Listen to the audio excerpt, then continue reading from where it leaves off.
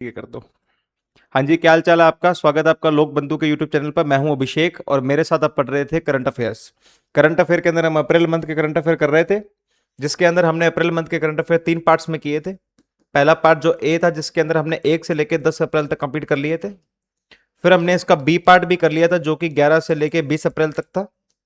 और आज हम इसका तीसरा पार्ट भी कंप्लीट कर लेंगे, जो कि 21 अप्रैल से लेके मंथ एंड तक होगा। कौन से मंथ के एंड तक। और आई एम सो सॉरी, मैं आपकी क्लास ले नहीं पाया था समय पर, क्योंकि मेरी तबियत थोड़ी खराब थी। पर आप बेफिक्र रहिए, आपकी रेगुलर क्लास आएगी। तो हमारे करंट अफेयर इस स्वरूप में चल रहे थे और हमने ये 2 पार्ट कंप्लीट कर दिए और आज हम इसको करेंगे, ठीक है, जिसके अंदर हम हमारे 21 से 30 अप्रैल तक करेंगे। और आपकी जो भी डाउट रहते हैं, क्या ये हमारे करंट अफेयर हैं, ये सफिशिएंट हैं क्या, जो आप कमेंट करते हो, पूछते हो, तो आपको बता दूं कि अगर राजस्थान सरकार के द्वारा कोई पेपर किया जाए तो उसमें राजस्थान का करंट पूछा जाता है। अब वो चाहे पेपर किसी भी लेवल का हो, आप पेपर देके देख लेना और फिर यहीं पर ही आ जाना और मेरे को बताना कि यार ये करवा तो था, लेकिन क्वेश्चन उसमें से आए कि नहीं आए वो आपको पता चल जाएगा। तो जो भी पेपर आप देते हो उसके लिए आपके मोर देन इनफ है, इनफ तो छोड़ो, मोर देन सफिशिएंट है। करके देखो, उसके बाद आपको पता चल जाएगा। और मैं तो कहता हूं कि उससे पहले ट्राई करना है तो कोई टेस्ट सीरीज वेस्ट सीरीज लगाओ भाई, जिसके अंदर राजस्थान करंट आ रहा हो, लगा के देख लेना कि क्वेश्चन बिड़ रहे हैं कि नहीं बिड़ रहे।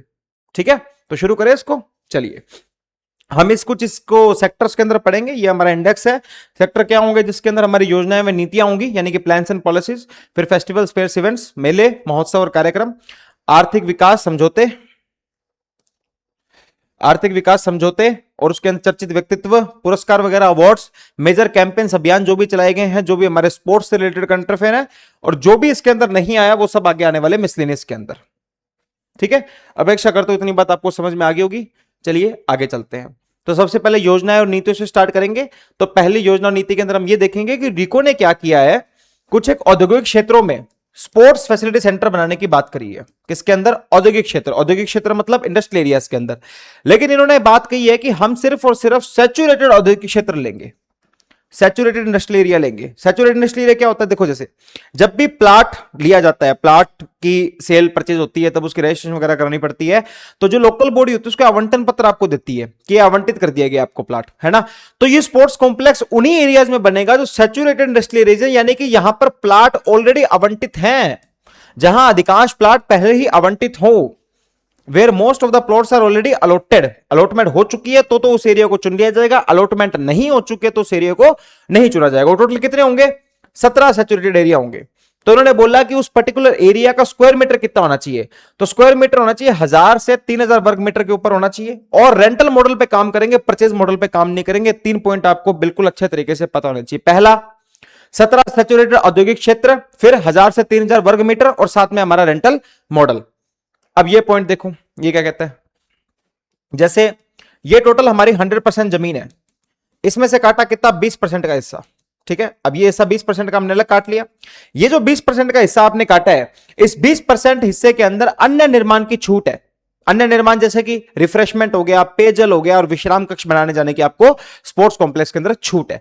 लेकिन इस 20% में से भी सिर्फ और सिर्फ 10% एरिया ही इस्तेमाल किया जाएगा, बाकी 10% खाली रखा जाएगा। यही बात यहां पर लिखी हुई है कि भूखंड के अधिकतम 20% क्षेत्र, जिसमें से केवल 10% आच्छित हो सकता है, जिसके अंदर रिफ्रेशमेंट, पेयजल और विश्राम कक्ष बनाए जा सकते हैं। ठीक है, अब हमें यह देखना है कि रिको द्वारा किन किन जिलों के अंदर कौन कौन से एरिया चूज किए गए इस पर्टिकुलर चीज के लिए। जैसे जिले कौन कौन से हमारे जिले? एक तो जयपुर, बीकानेर, कोटा और जोधपुर। अब इस जयपुर, बीकानेर, कोटा और जोधपुर के अंदर एरिया कौन कौन से आते हैं? तो जयपुर के अंदर आता है सीतापुरा का तृतीय चरण, हमारा अप्रैल पार्क, बगरू, चित्रोली। बीकानेर के अंदर करनी और बिछवाल। कोटा के अंदर आता है इंद्रप्रस्थ, और जोधपुर के अंदर आता है बोरोनाडा, ईपीआईपी। ये एरियाज बहुत ध्यान रखना है कि क्वेश्चन में शायद एरिया पूछा जाएगा आपसे, और पूछ लेगा कि रिको द्वारा जो कि हमारे औद्योगिक क्षेत्र में स्पोर्ट्स कॉम्प्लेक्स बनाए जा रहे हैं, उनमें निम्नलिखित में से कौन सा एरिया है या कौन सा एरिया नहीं है। तो समझ में आ गया। जयपुर में सीतापुरा तृतीय चरण, अप्रैल पार्क, बगरू, चित्रोली, बीकानेर में कार्नी और बिछवाल, कोटा में इंद्रप्रस्थ और जोधपुर में बोरोनाडा, ईपीआईपी। ठीक है जी, तो अपेक्षा करता हूं आपको ये वाली स्कीम समझ में आ गई होगी। चलिए अब इसके क्वेश्चन पे चलते हैं। ये देख लो एक बार क्वेश्चन आप। चले, तो औद्योगिक क्षेत्रों में रिको के स्पोर्ट्स फैसिलिटी सेंटर योजना के संदर्भ में निम्नलिखित कथनों पर विचार कीजिए। पहला स्टेटमेंट देखो, क्या इस योजना के अंदर कुल 17 सैचुरेटेड औद्योगिक क्षेत्रों को कवर करती है? बिल्कुल भाई साहब, 17 है और साथ में सैचुरेटेड भी है। खेल की सुविधाओं के लिए 1000 से 3000 वर्ग मीटर के भूखंड रेंटल मॉडल पर प्रदान किए जाएंगे? बिल्कुल सर। 1000 से 3000 वर्ग मीटर ही होना चाहिए और साथ में रेंटल मॉडल ही होना चाहिए। अब तीसरा पॉइंट देखो, भूखंड के अधिकतम 50% क्षेत्र में रिफ्रेशमेंट और विश्राम कक्ष जैसे अन्य निर्माण की अनुमति है। तो मुझे बताओ क्या 50% में अनुमति है या 20% में अनुमति है? भाई साहब 20% में अनुमति है, तो तीसरा स्टेटमेंट तो गलत हो गया। और जब अगर तीसरा स्टेटमेंट हमारा गलत हो गया तो फिर इसको एलिमिनेशन ही कर देंगे, ये गया ये गया ये गया, आंसर ये आ गया। तो चौथा स्टेटमेंट अपने आप सही हो गया कि चिन्हित क्षेत्रों में जयपुर का सीतापुरा तृतीय चरण, जोधपुर का बोरोनड ईपीआईपी है, बिल्कुल सही बात है। तो आंसर क्या हो गया हमारा इससे? सी, स्टेटमेंट ओनली 1, 2 एंड 4। चले आगे वाली स्कीम पर चलते हैं। अब आती है पीएम कुसुम योजना। पीएम कुसुम योजना आप जानते हो, सोलर पावर से रिलेटेड ये योजना होती है, ठीक है। तो हमें यह जानना है कि पीएम कुसुम योजना के अंदर हमने अब तक कितनी सौर ऊर्जा राजस्थान में कितने मेगावाट की लगा दी, कितने मेगावाट के पार पहुंच गई है। तो कुल क्षमता जो हमारी है इस योजना के तहत वो 4000 मेगावाट के पार पहुंच गई है। तो राजस्थान में कितनी? 4000 मेगावाट के पार ये पहुंच गई है। किसके पार? 4000 मेगावाट के पार ये पहुंच गई है। अब हमें देखना है कि राजस्थान की पूरे नेशन के अंदर क्या रैंकिंग आती है, लेकिन रैंकिंग पूरी स्कीम की नहीं देखनी, रैंकिंग हमें कंपोनेंट्स की देखनी है। कोई भी जब स्कीम बनाई जाती है उसके अलग अलग कंपोनेंट्स होते हैं, ए बी सी डी करके। इस स्कीम के अंदर राजस्थान की रैंकिंग याद करना बहुत इजी है। जैसे कंपोनेंट ए है, ए माने पहला, तो राजस्थान की रैंक पूरे देश में पहली हो गई, ठीक है। कंपोनेंट सी है, सी माने तीसरा, तो राजस्थान की रैंक पूरे देश में तीसरी होगी। समझ गए? चलिए अब हमें यह देखना है कि पीएम कुसुम योजना के तहत राज्य का सबसे बड़ा सोलर पावर प्लांट कहां लगाया गया है, उसका पूरा एरिया पता होना चाहिए, प्लस उसके अंदर कितनी बिजली की क्षमता है वो भी हमें पता होनी चाहिए। तो एरिया तो है भाई साहब कुड़ी का ढाना ताला सब डिवीजन जिला जयपुर के अंदर जो आता है, और टोटल क्षमता जो उनकी है वो 4.9 मेगावाट की। अपेक्षा करता हूं ये पीएम कुसुम रिलेटेड से आपको सारी चीजें समझ में आ गई होंगी। तो पीएम कुसुम योजना जिसके अंदर टोटल 4000 मेगावाट के पार पहुंच गई है। कंपोनेंट ए में राजस्थान की पहली रैंक है, कंपोनेंट सी में राजस्थान की तीसरी रैंक है। और इसी योजना के तहत सबसे बड़ा सूर्य ऊर्जा का जो पावर प्लांट लगाया हमने वो कुंडा की ढानी ताला सब डिवीजन जिला जयपुर के अंदर लगाया, जिसके अंदर टोटल 4.9 मेगावाट का सोलर पावर प्लांट लगा हुआ है, सबसे बड़ा, ठीक है। एक बार योजना को देख लो इसको। चलिए क्वेश्चन करें इसका। अब हमें यह देखना है कि योजना से रिलेटेड जो हमारे पास क्वेश्चन है उसमें कौन सा इसका पॉइंट सही आता है, कौन सा पॉइंट गलत आता है। तो राजस्थान में पीएम कुसुम योजना के संबंध में निम्नलिखित कथनों पर विचार कीजिए। इस योजना के तहत राज्य में स्थापित सौर ऊर्जा संयंत्रों की कुल क्षमता 4000 मेगावाट के पार पहुंच गई। तो बिल्कुल भाई साहब सही है, 4000 मेगावाट के पार पहुंच गई है। राष्ट्रीय रैंकिंग में राजस्थान इस योजना के कंपोनेंट ए में प्रथम स्थान और कंपोनेंट सी में तीसरे स्थान पर है। मैंने आपको बताया था ए माने पहला, सी माने तीसरा, तो ये स्टेटमेंट भी सी हो गया। राजस्थान में कुसुम योजना के तहत सबसे बड़ा ऊर्जा संयंत्र जयपुर जिले में, बिल्कुल सही बात है।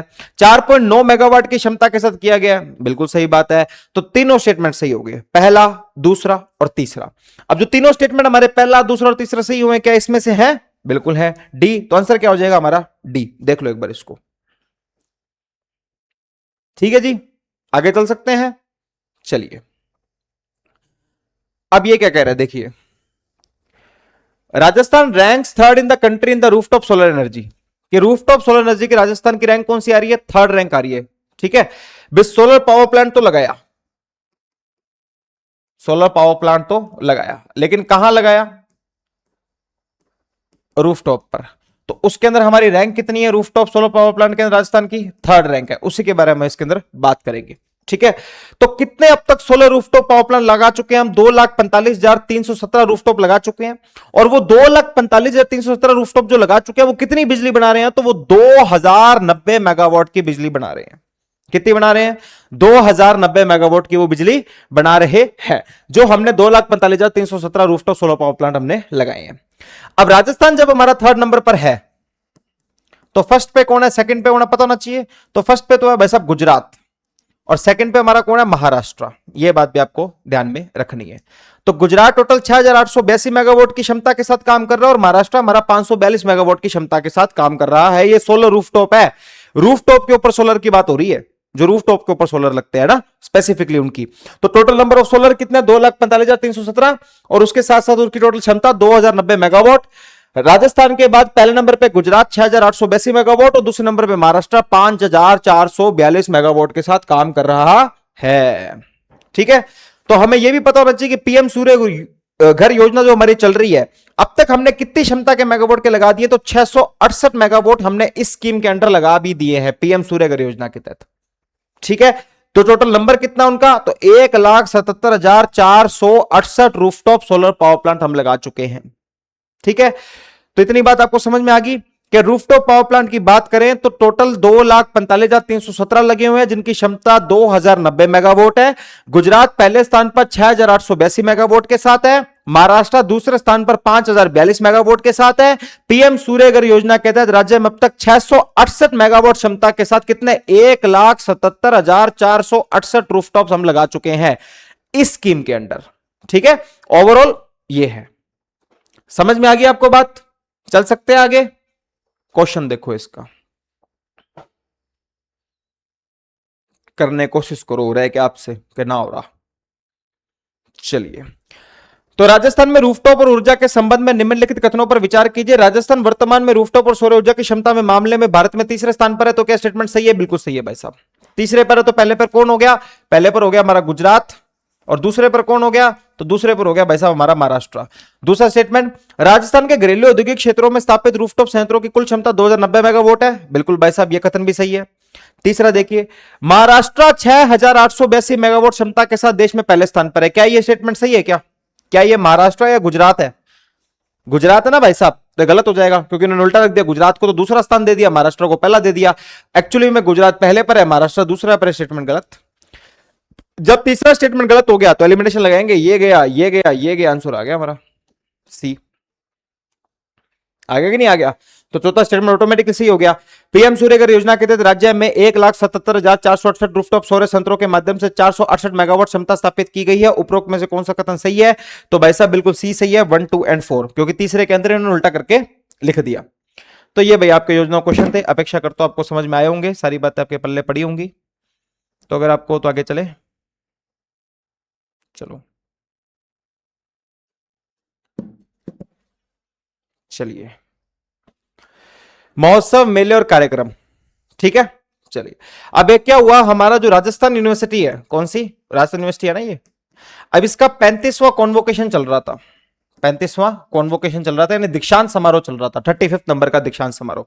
अब इनका जो कॉन्वोकेशन चल रहा था, तो हमारे संबोधन यानी एड्रेस करने के लिए कौन आए थे? देश के उपराष्ट्रपति श्री सीपी राधाकृष्णन जी आए थे। और राजस्थान यूनिवर्सिटी की कुलगुरु वाइस चांसलर कौन है? श्री अल्पना कटेजा जी है। किया क्या इस कॉन्वोकेशन के अंदर? तो कुछ गोल्ड मेडल्स का वितरण किया गया। कितने गोल्ड मेडल्स? 250। कितने? 250 गोल्ड मेडल, जिसमें से 197 गोल्ड मेडल जो थे वो हमारे महिलाओं को दिए गए थे। तो टोटल कितने हैं? 250। 250। अब 250 में से टोटल 197 किसके? वुमेन के। बस ये बात आपको ध्यान में रखनी है। समझ में आ गई? चलो, जब हमारे उपराष्ट्रपति जी ने ये देखा तो उन्होंने इसको क्या किया? उन्होंने इसको नारी शक्ति वंदन अधिनियम के साथ लिंक कर दिया कि भाई 250 में से 197 गोल्ड मेडल महिला लेके आई हैं, तो उपराष्ट्रपति ने इसे नारी शक्ति वंदन अधिनियम के साथ क्या कर दिया? जोड़ दिया, लिंक कर दिया। तो ये आपसे सीधा सीधा पूछा जा सकता है। ठीक है, तो इसको थोड़ा ध्यान रखना कि कौन सा कॉन्वोकेशन था, कौन आया था, कितने मेडल थे, पुरुषों कितने थे, महिलाओं के कितने थे। समझ गए? देश के आजादी से मैं बात करूं, 1947 से मैं बात करूं, तो राजस्थान विश्वविद्यालय क्या कर रहा है? सर्विस टू सोसाइटी के मॉडल के रूप में काम कर रहा है, जब से हमारा देश आजाद हुआ था सन 1947 से। और इसकी जो नींव थी, इसका जो फाउंडेशन स्टोन था, वो हमारे पहले आजाद भारत के जो गवर्नर जनरल हुआ करते थे, सी राजागोपालाचारी जी। कौन? सी राजागोपालाचारी जी, उनके द्वारा फाउंडेशन स्टोन रखा गया था। उनके द्वारा फाउंडेशन स्टोन रखा गया था। ठीक है, तो यह बात आपको पता होनी चाहिए। तो राजस्थान विश्वविद्यालय का 35वां कॉन्वोकेशन, उपराष्ट्रपति सीपी राधाकृष्णन और जो उसकी वाइस चांसलर अल्पना कटेजा जी हैं, 250 गोल्ड मेडल बांटे गए, 197 महिलाओं को मिले। उपराष्ट्रपति ने इसे नारी शक्ति वंदन अधिनियम के साथ जोड़ा। 1947 से सर्विस टू सोसाइटी के रूप में काम कर रहा है, और इसकी जो नींव रखी गई थी वो हमारे पहले आजाद भारत के गवर्नर जनरल सी राजागोपालाचारी जी के द्वारा रखी गई थी। आगे चलते हैं। अब देखो, हमारे उपराष्ट्रपति जी जो हैं वो कहां आए? वो भगवान महावीर कैंसर हॉस्पिटल में है, जयपुर में एक हॉस्पिटल है, क्या नाम है?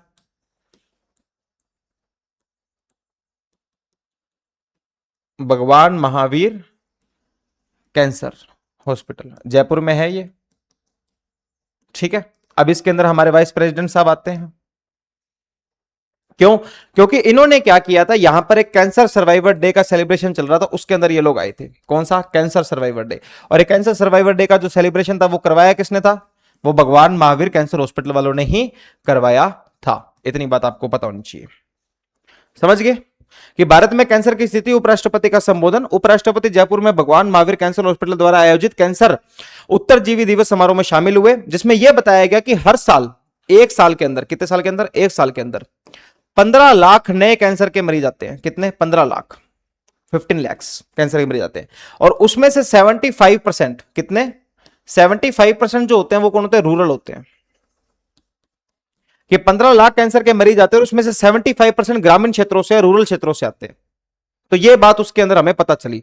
तो ये आपको ध्यान में रखना है कि सबसे पहले तो कैंसर सर्वाइवर डे का आयोजन किसने कराया था? तो आंसर क्या होना चाहिए? भगवान महावीर कैंसर हॉस्पिटल के द्वारा। और इसके अंदर कौन आए थे? तो हमारे उपराष्ट्रपति आए थे। हर साल नए कितने केस? 15 लाख, और उसमें से 75% कौन? ग्रामीण यानी कि रूरल एरिया के। समझ में आ गई इतनी बात आपको? चल सकते हैं अपन आगे।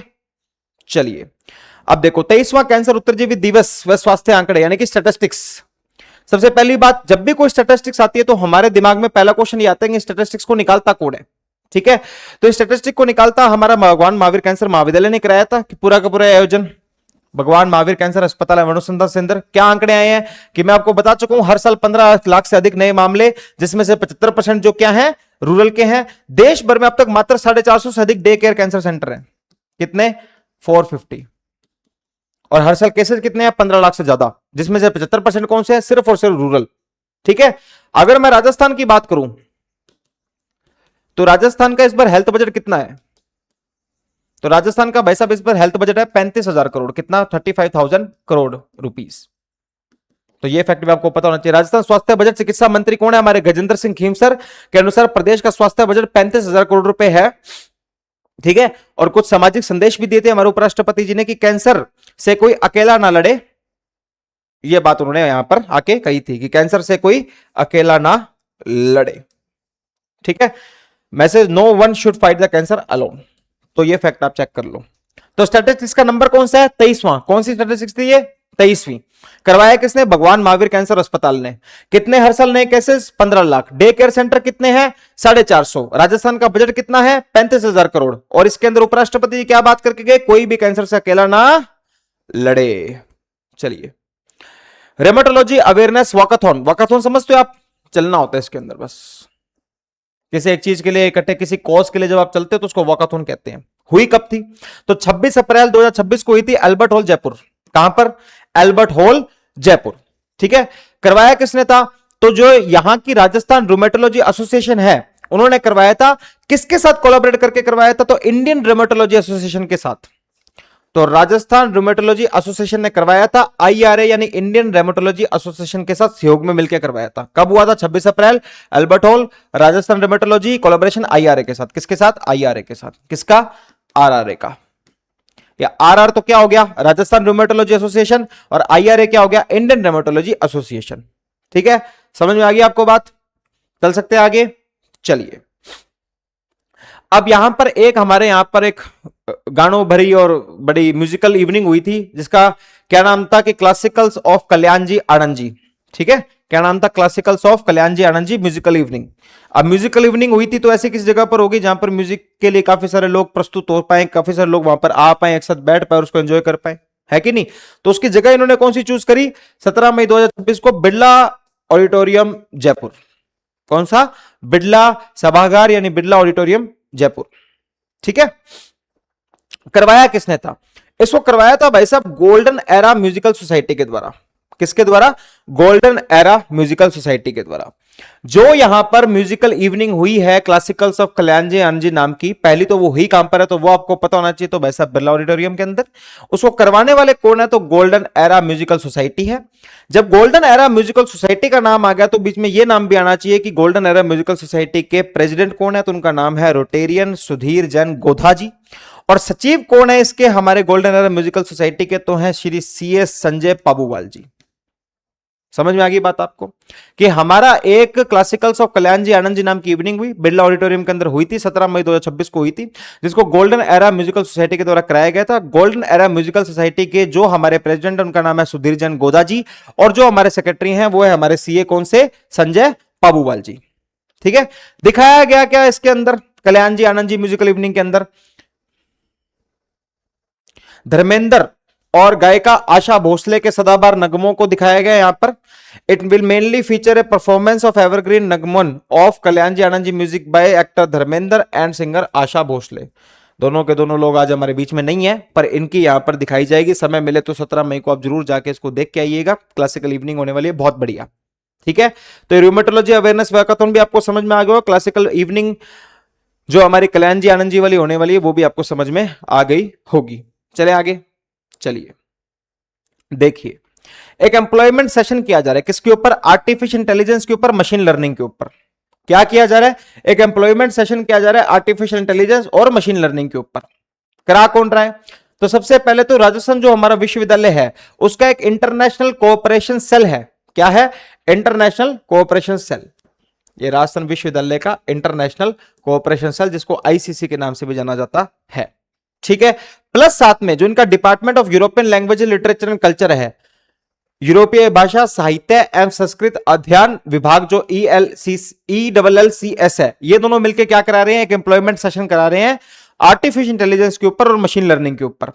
ठीक है, क्यों करा रहे हैं, ताकि लोगों को पता चले कि इन दो सेक्टर्स के अंदर, एक तो एआई के अंदर और एक मशीन लर्निंग के अंदर, कैसे एम्प्लॉयमेंट लिया जा सकता है, कैसे एम्प्लॉयमेंट लिया जा सकता है किसके अंदर, आर्टिफिशियल इंटेलिजेंस में और मशीन लर्निंग के ऊपर। समझे, तो आपसे एक ही बात पूछी जाएगी कि ये आर्टिफिशियल इंटेलिजेंस और मशीन लर्निंग का जो एम्प्लॉयमेंट सेशन हुआ था किसने करवाया था, तो आपको 2 पॉइंट याद होने चाहिए कि राजस्थान विश्वविद्यालय का इंटरनेशनल कोऑपरेशन सेल और साथ में यहां पर राजस्थान का department of European languages literature and culture studies ELLCS। ठीक है, यूरोपीय भाषा साहित्य एवं संस्कृत अध्ययन विभाग ELLCS। क्या विषय था कि एम्प्लॉयमेंट प्रोस्पेक्ट, कैसे नौकरी मिल सकती है आपको आर्टिफिशियल इंटेलिजेंस और मशीन लर्निंग के अंदर। ठीक है, तो इतनी बात आपको समझ में आ गई होगी। चलें आगे, आगे तो कहां चला भी, ये है 12वां माही rose festival, 12th Mahi rose festival. ठीक है, कोई भी ऐसा फेस्टिवल आता है उसमें 2 ही चीज सबसे इंपॉर्टेंट होती है, पहले तो उसकी थीम क्या थी और दूसरा वो हुआ कहां था। मेजरली कोई भी ऐसा फेस्टिवल आता है, किसी भी चीज के बारे में क्वेश्चन आता है तो सबसे पहले तो पूछेंगे हुआ कहां था, वो आपने बता दी तो उसकी थीम क्या थी, उसमें से भी सबसे इंपॉर्टेंट रहती है थीम। तो थीम जो थी हमारे माही रोज फेस्टिवल की वो क्या थी, हाउ मैनी मेक्स वन, कितने एक बनाते हैं, हाउ मैनी मेक्स वन। वो थीम किसकी है, रोज माही रोज फेस्टिवल 2026, जिसका संस्करण कौन सा था, 12वां। हुआ कहां था, तो हुआ था भाई साहब नारायण निवास पैलेस जयपुर के अंदर। कहां हुआ था, नारायण निवास पैलेस जयपुर के अंदर। तो 12th माही रोज फेस्टिवल आयोजन नारायण निवास पैलेस जयपुर और थीम थी how many makes one, how many makes one. ठीक है, अब इस फेस्टिवल के अंदर प्राइमरीली फोकस कहां था, कि the festival primarily focus on the crafts and communities aiming to reflect the journey from inner awareness to collective responsibility. इतना डीप में आपको नहीं जाना है मेरे हिसाब से, तो इसको पढ़ने की आवश्यकता कोई नहीं है। ये मुख्य फोकस को याद रखने वाली बात, आयोजन कहां हुआ था प्लस इसकी थीम क्या थी, हाउ मेनी मेक्स वन। ठीक है, तो ये एआई वाला भी आपको समझ में आ गया होगा। 12th माही रोज फेस्टिवल, इसका आयोजन कहां हुआ, इसकी थीम क्या थी, वो भी आपको समझ में आ गई होगी। इन दोनों बातों में आपको किसी प्रकार की कोई दिक्कत नहीं होगी। आगे चले, चलिए 15वां हेमलता प्रभु स्मृति समारोह, 15th हेमलता प्रभु मेमोरियल सेरेमनी। पहली चीज कहां हुई थी, तो हमारी ये हेमलता प्रभु स्मृति समारोह जो हुआ था वो हुआ था भैया हमारा JKK यानी कि जौहर कला केंद्र के अंदर, जैसे विश्व में बहुत सारे वैसे ही कल्चरल इवेंट होते रहते हैं। ठीक है, तो 15वां हेमलता प्रभु स्मृति समारोह कहां हुआ था, JKK यानी जौहर कला केंद्र के अंदर। ठीक है, अब सवाल यह आता है कि ये मैडम हेमलता प्रभु जी कौन थे, तो हेमलता प्रभु हमारे पहली महिला थिएटर डायरेक्टर थी राजस्थान की। भाई एक तो फिल्म होती है, ठीक है, एक थिएटर होता है। ठीक है, अब फिल्म के भी डायरेक्टर होते हैं, जो फिल्म को डायरेक्ट करते हैं, थिएटर के भी डायरेक्टर होते हैं। तो राजस्थान की पहली थिएटर डायरेक्टर कौन थी, श्री हेमलता प्रभु जी। उनका स्मृति समारोह किया जा रहा है। संकरण कौन सा है, तो 15वां संकरण है। किया कहां जा रहा है, तो जौहर कला केंद्र जयपुर के अंदर इसको किया जा रहा है। ठीक है, अब इसके अंदर बेसिकली दिखाया क्या जाएगा, तो इसके अंदर एक प्ले किया जाएगा जिस प्ले का नाम है नंग कपड़ा। प्ले का नाम क्या है? नंग कपड़ा। एक नंग कपड़ा नाम का नाटक किया जाएगा। महिलाओं के लिए मैसेज है, ठीक है। तो समारोह में महिला सशक्तिकरण के संदेश नंग कपड़ा नामक नाटक का मंचन किया जाएगा, जिसमें कलरीपयट्टू, भरतनाट्यम और फ्लेमेंको जैसी कलाओं का समावेश था।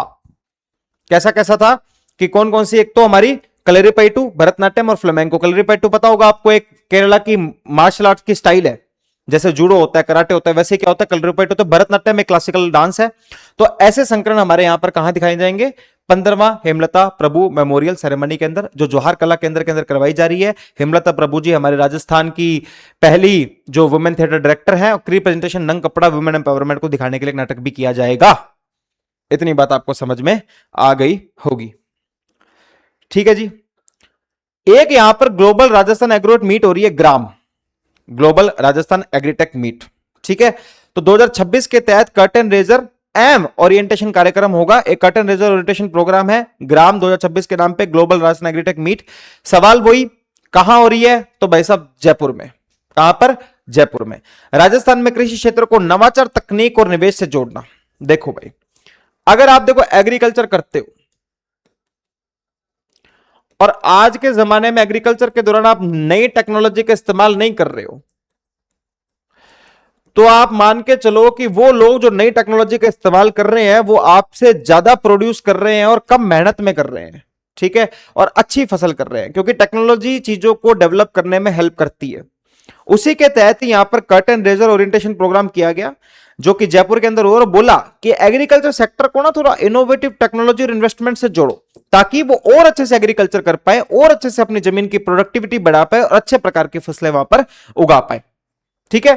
अब इसमें मुख्य अतिथि कौन थे? तो हमारे प्रदेश के मुख्यमंत्री आदरणीय श्री भजनलाल शर्मा जी इसमें मुख्य अतिथि बन के गए थे। तो अपेक्षा करता हूं इतनी बातें आपको समझ में आ गई होंगी। अगला, वेरी नाइस, लोक सेवा दिवस समारोह। लोक सेवा दिवस कब आता है भैया? ठीक है, हुआ कहां था? ओवैसी बात एसएम रीपा में ही होगा, Harishchandra memorial Rajasthan institute of public administration के अंदर। कहां पर? Harishchandra memorial Rajasthan institute of public administration. मुख्य अतिथि कौन थे? हमारे आदरणीय श्री भजनलाल शर्मा जी। अब यहां पर देखना, तो मुख्यमंत्री ने क्या किया? यहां पर मुख्यमंत्री उत्कृष्टता पुरस्कार दिए। क्या दिया है? मुख्यमंत्री उत्कृष्टता पुरस्कार सिविल सर्विसेज डे पर। कहां पर? Harishchandra memorial Rajasthan institute of public administration के अंदर जाके। कितने लोक सेवकों को दिया है? 9 लोक सेवकों को दिया है। यह इंपॉर्टेंट बात है। कितने लोक सेवकों को दिया है? 9 लोक सेवकों को इन्होंने क्या दिया है? मुख्यमंत्री उत्कृष्टता पुरस्कार दिया है। यह 9 याद रखना, 9, ठीक है, 9 लोगों को। अब इसमें से कौन कौन है? एक तो यहां पर गुड गवर्नेंस के अंदर है, एक फ्लैगशिप स्कीम कैटेगरी है और एक इनोवेशन कैटेगरी है। कौन सी 3 कैटेगरी है? सुशासन कैटेगरी, फ्लैगशिप योजना और नवाचार श्रेणी, यानी कि गुड गवर्नेंस, फ्लैगशिप स्कीम और इनोवेशन कैटेगरी। तो हमें पूछा जा सकता है कि जो सिविल सर्विसेज समारोह के अंदर मुख्यमंत्री जी के द्वारा 9 लोगों को जो मुख्यमंत्री उत्कृष्टता पुरस्कार दिए गए, उनमें से कौन है, कौन नहीं है, कौन किस कैटेगरी के अंदर है, कौन किस कैटेगरी के अंदर नहीं है। तो जो हमारी गुड गवर्नेंस यानी सुशासन कैटेगरी है, उसके अंदर 2 लोग हैं, एक तो हमारे आरती डोगरा जी और एक है हमारे सिद्धार्थ महाजन जी। कौन कौन है? आरती डोगरा और सिद्धार्थ महाजन। जो हमारी फ्लैगशिप स्कीम की कैटेगरी, उसके अंदर है डॉक्टर कुशल यादव जी, रोहिताश सिंह तोमर जी और राजीव तोमर जी। जो हमारी इनोवेशन कैटेगरी है, उसके अंदर है कृष्णा कुणाल, गायत्री राठौर, नकेत शिव प्रसाद और पी बाला मुरुगन, ठीक है। कृष्ण कुणाल, गायत्री राठौर, नकेत शिव प्रसाद और पी बाला मुरुगन। समझ में आ गया? तो लोक सेवा सिविल सेवा समारोह 21 अप्रैल 2026 Harishchandra memorial Rajasthan institute of public administration. मुख्य अतिथि हमारे भजनलाल जी। 9 लोगों को उत्कृष्ट इन्होंने मेडल दिया, 3 कैटेगरी के अंदर, गुड गवर्नेंस, फ्लैगशिप और साथ में हमारा इनोवेशन कैटेगरी, ठीक है। चलिए, my Bharat budget quest Rajasthan you dialogue कार्यक्रम। My Bharat budget quest Rajasthan you dialogue programme हुआ था। डायलॉग जिसके अंदर क्या होती है? बातें होती हैं। क्या बातें करते हैं कि भी कैसे सही किया जा सकता है, कैसे उसको बढ़ाया जा सकता है, कैसे उसको कम किया जा सकता है। हुआ कब था? तो 13 अप्रैल 2026 को हुआ था। कैसे हुआ था? मुख्यमंत्री जी ने लिया था, पर क्या फिजिकली अवेलेबल थे? नहीं साहब, वीडियो कॉन्फ्रेंसिंग से लिया था। कैसे? वीसी करके, ठीक है। तो माय भारत बजट कॉन्क्वेस्ट हुआ था, राजस्थान यूथ डायलॉग प्रोग्राम। ज्यादा इंपॉर्टेंट मेरे को तो लगता पूछा जाएगा, पर फिर भी थोड़ा सा तो था तो डाल दिया इसके अंदर। ये इंपॉर्टेंट है। रालसा, रालसा सेमिनार। रालसा क्या होता है? ये लिख दिया, रालसा क्या है? रालसा देखो पूरी की पूरी जुडिशरी के अंदर, चाहे वो जिला लेवल हो, चाहे वो राज्य लेवल हो, चाहे वो नेशनल लेवल हो, एक लीगल सर्विसेज अथॉरिटी होती है जो लीगल सर्विसेज के केसेस के ऊपर डील करती है। बकायदा एक लीगल सर्विसेज का कैंप लगता है, लोग अपनी समस्याएं वहां पर लेके आते हैं और लोग वकीलों के पास अपने केस लेके जाते हैं और उन केसेस को प्रो बोनो तरीके से वहीं पर ही सुलटाने की कोशिश की जाती है, क्योंकि कॉस्ट इफेक्टिव मेथड है, ज्यादा पैसे नहीं लगेंगे, कोर्ट में जाओगे तो बहुत समय भी लग सकता है, बहुत पैसे भी लग सकते हैं। जो डिस्ट्रिक्ट में होती है वो होती है डीएलएस से, जो नेशनल में होती है वो एनएलएस से, और राजस्थान में स्टेट लीगल सर्विस अथॉरिटी तो RALSA, Rajasthan state legal services authorities. ठीक है, इतनी बात आपको पता होनी चाहिए। तो रालसा ने क्या हुआ, रालसा का सेमिनार हुआ, सबसे पहले कब हुआ, तो 25 अप्रैल 2026 को कॉन्स्टिट्यूशन क्लब जयपुर के अंदर हुआ। विषय, सब्जेक्ट क्या था, द बेंच बियॉन्ड रिटायरमेंट। क्या था, द बेंच बियॉन्ड रिटायरमेंट, यानी कि बेंच मतलब सारे जजेस की बात एक साथ हो रही है। बेंच मतलब सारे जजेस, जैसे वकीलों के जो एसोसिएशन होते हैं उसको बार कहते हैं, वैसे ही जो जजेस की जो एसोसिएशन होती है उसको बेंच कहते हैं। कि रिटायरमेंट के बाद बेंच की स्थिति क्या, द बेंच बियॉन्ड रिटायरमेंट कैसे काम करेगी। तो इस सेमिनार में हमारे सुप्रीम कोर्ट के मुख्य न्यायाधीश जस्टिस सूर्यकांत जी ने भी हिस्सा लिया था। ठीक है, मुख्य न्यायाधीश के जयपुर दौरे के चलते एक्टिंग मुख्य न्यायाधीश सहित जयपुर और जोधपुर के सभी 39 न्यायाधीश सहित 39 न्यायाधीश 25 अप्रैल को हाईकोर्ट के जयपुर बेंच में बैठकर सुनवाई करेंगे। यह भी इन्होंने यहां पर डिस्कस किया था। काम की बात, कहां हुआ था और इसका विषय क्या था। ठीक है, तो रालसा का सेमिनार जो हुआ था वो कॉन्स्टिट्यूशनल क्लब जयपुर में हुआ था और इसका विषय जो था वो क्या था, द बेंच बियॉन्ड रिटायरमेंट। और इसके अंदर कौन आए थे, हमारे देश के सीजे जस्टिस श्री सूर्यकांत जी ने इसमें हिस्सा लिया था। ठीक है, तो ये बात आपको समझ में आ गई होगी। चलिए, तो first regional workshop under the national cooperative reforms mission organized, जो कि कहां कब हुई थी, जयपुर में 24 अप्रैल 2026 को, और टॉपिक क्या था, प्रोस्पेरिटी थ्रू कोऑपरेशन। ये भी कोई ठीक है, अगर आपको दिमाग ज्यादा नहीं लगाना तो बस एक बार इसको नजर में रखना, तो नजर में रखोगे इतना ही बहुत है, ये इंपॉर्टेंट है। ठीक है, चले, रालसा का सेमिनार समझ में आ गया। और ये first regional workshop under national cooperation reforms organize कहां पर हुई थी, जयपुर के अंदर, और इसका टॉपिक क्या था, प्रोस्पेरिटी थ्रू कोऑपरेशन। चलिए, 15वां ग्रेट इंडियन ट्रेवल बाजार, 15th great Indian travel market, कौन सा, 15th great Indian travel market कब लगा था, 26 से 28 अप्रैल। कहां लगा था, जयपुर के अंदर। कराता कौन है, राजस्थान टूरिज्म डिपार्टमेंट। कौन करता है, राजस्थान टूरिज्म डिपार्टमेंट। साथ में कौन है, मिनिस्ट्री ऑफ टूरिज्म। ठीक है, जो कि भारत सरकार के अंडर काम करती है। और साथ में federation of Indian chambers of commerce, FICCI। तो आपसे अगर कोई पूछ ले कि जो हमारा ग्रेट इंडियन ट्रेवल मार्केट लगा, उस ग्रेट इंडियन ट्रेवल मार्केट जो लगा था वो पहली बात तो लगा कहां था और उसको करवाया किसने था, तो राजस्थान का जो टूरिज्म डिपार्टमेंट है उसने इसके अंदर योगदान था, प्लस जो इंडिया के अंदर जो मिनिस्ट्री टूरिज्म की है वो था, plus federation of Indian chambers of commerce industry जो FICCI है, उन तीनों ने मिलकर इसको करवाया था। ठीक है, हुआ कहां था, तो भाई साहब जय महल पैलेस में किया गया था इसको 27 अप्रैल को, B2B सत्र। कौन सा, B2B सेशन। B2B मतलब बिजनेस टू बिजनेस। ठीक है, जो कहां हुआ था, JECC सीतापुरा के अंदर। तो इसके अंदर याद रखने वाली बात यह है, पहली बात तो ये तारीख, दूसरा कौन कौन सी इसके अंदर नोडल बॉडीज थी, जैसे कि हमारा राजस्थान का पर्यटन विभाग है, भारत सरकार का पर्यटन मंत्रालय, और साथ में हमारा FICCI इसके अंदर है। इनोग्रेशन जो हुआ था वो जयमहल पैलेस के अंदर हुआ था, और जो इसका B2B सेशन हुआ था वो इसका JECC सीतापुरा के अंदर हुआ था। ठीक है, इतनी बात आपको समझ में आ गई होगी, मेरी अपेक्षा और ये भी है कि अपेक्षाओं पे आप खड़े उतरोगे। जयपुर का चाय फेस्टिवल 27 से 28 अप्रैल 2026 को हुआ था। कहां हुआ था, RIC जयपुर के अंदर। कहां पर, RIC जयपुर के अंदर। तो चाय का फेस्टिवल कहां हुआ था, RIC जयपुर के अंदर, जिसकी थीम क्या थी, चाय और इमोशन। क्या थीम थी, चाय और इमोशन। पहली बार कोई थीम सही रखी है भाई इन्होंने। चाय एक इमोशन है, राजस्थानी के लिए चाय इमोशन है। यहां पर ऊपर से तपती गर्मी पड़ रही है, हीट वेव चल रही है, 50 डिग्री टेम्परेचर हो रहा है, कोई पूछ लो पर मैं क्या करें, एक एक चाय पी लेते हैं, एक एक चाय हो जाए। तो चाय और इमोशन बिल्कुल सही थीम रखी है। याद क्या रखना है, जयपुर चाय फेस्टिवल कहां हुआ था, RIC राजस्थान इंटरनेशनल सेंटर में हुआ था, और थीम क्या थी, चाय और इमोशन। ठीक है, तो more than 20 awards were given in the various category of the award ceremony. तो कितने अवार्ड दिए गए, 20 से अधिक अवार्ड इस अवार्ड सेरेमनी में दिए गए अलग अलग कैटेगरी के अंदर। यह भी फैक्ट आपको पता होना चाहिए।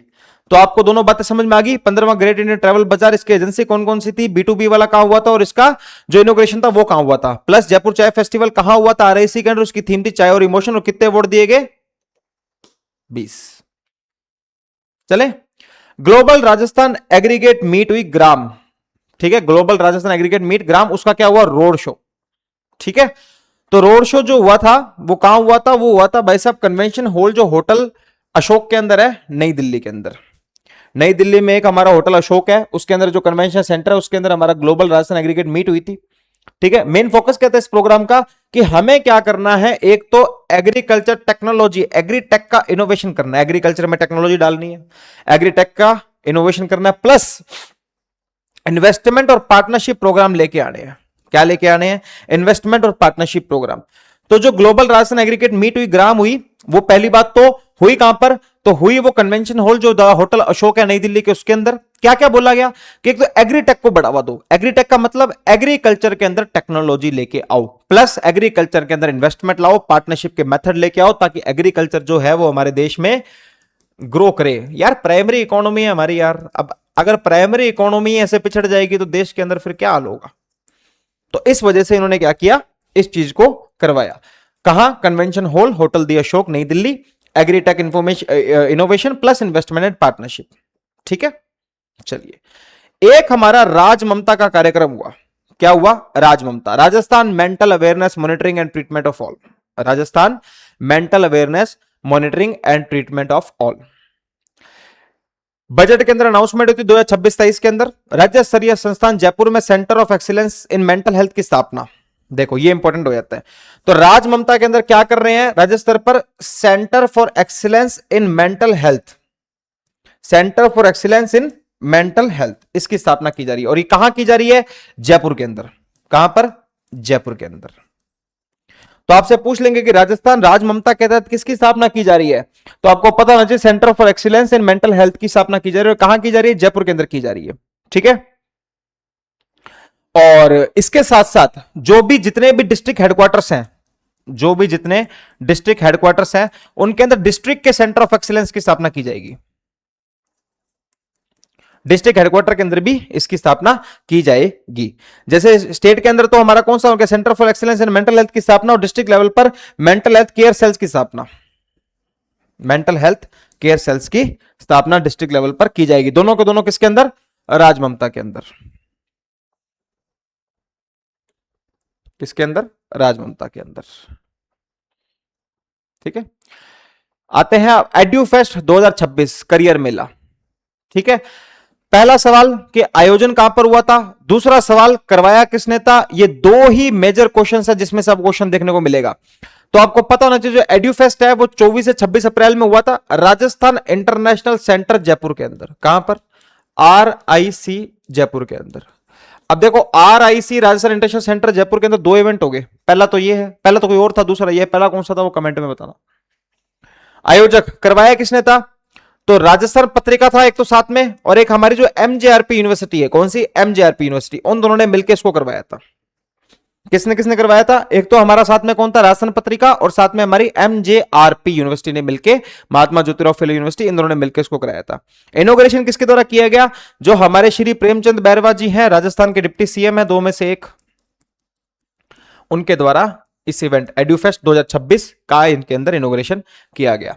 ऑब्जेक्टिव, जो स्टूडेंट अभी 10th और 12th को पास कर चुके हैं, 10वीं और 12वीं को जो पास कर चुके हैं, उनके डाउट को सॉल्व करना और उन्हें राइट करियर चूज करने में मदद करना। आजकल लोग भटक जाते हैं भैया, लोग कह देते हैं ये कर ले, वो कर ले, ऐसे कर ले, वैसे कर ले, तो इन सब चीजों से भटक जाते हैं। इसी कारण की वजह से उन्होंने इसको किया कि बढ़िया आओ, 10वीं 12वीं तुमने करी है और हमसे जानो कि आगे तुम्हें करियर में क्या करना चाहिए। पूछे जाने वाले इसमें सवाल कौन कौन से हैं? पहला, हुआ कहां था, दूसरा, करवाया किसने था। ठीक है, तो ये दोनों बातें आपको समझ में आ गई होंगी। चलें, अगला आता है जयपुर योग महोत्सव। Mahatma Gandhi university of medical science and technology Jaipur plus Morarji Desai राष्ट्रीय योग संस्थान, यानी कि जो जयपुर योगा महोत्सव है उसके आयोजक कौन है? दो हैं। पहले तो Mahatma Gandhi university of medical sciences जो कि जयपुर के अंदर है, फिर एक Morarji Desai institute of national institute of yoga है जो कि मिनिस्ट्री ऑफ आयुष के अंदर काम करता है, वो है। इन दोनों ने मिलकर कराया, इन दोनों ने मिलकर कराया। थीम क्या थी जो सबसे इंपॉर्टेंट इसके अंदर सवाल बन सकता है? Inauguration of yoga, sorry, integration of yoga and artificial intelligence and yoga करम साहू कौशलम। ठीक है, ये थीम आपको ध्यान में रखनी है।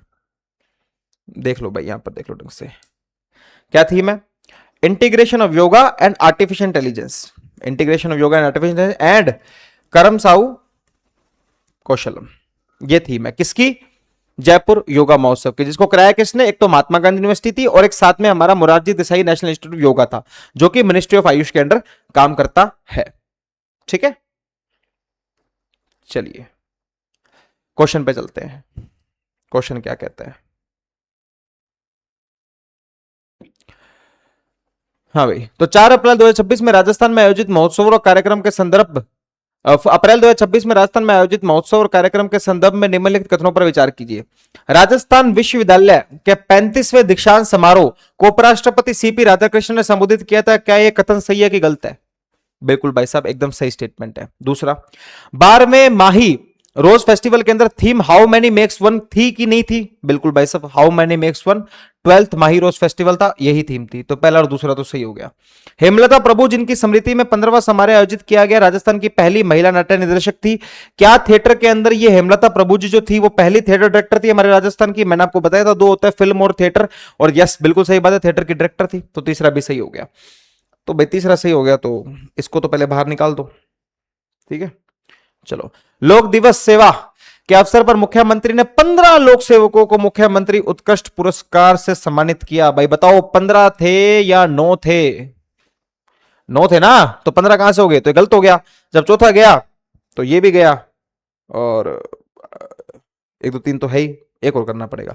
राजस्थान में इंटरनेशनल सेंटर में आयोजित जयपुर चाय फेस्टिवल की थीम चाय और इमोशन। बिल्कुल भाई साहब सही बात है, मैंने आपको बताया था कि पहली बार सही थीम रखी गई है, चाय और इमोशन। राजस्थानियों के चाय के साथ भयंकर इमोशन है। तो पहला, दूसरा, तीसरा, पांचवा सही हो गए। कहां पर है? सी के अंदर है, तो सी इसका सही क्वेश्चन का आंसर हो गया। इतनी बात आपको समझ में आ गई होगी।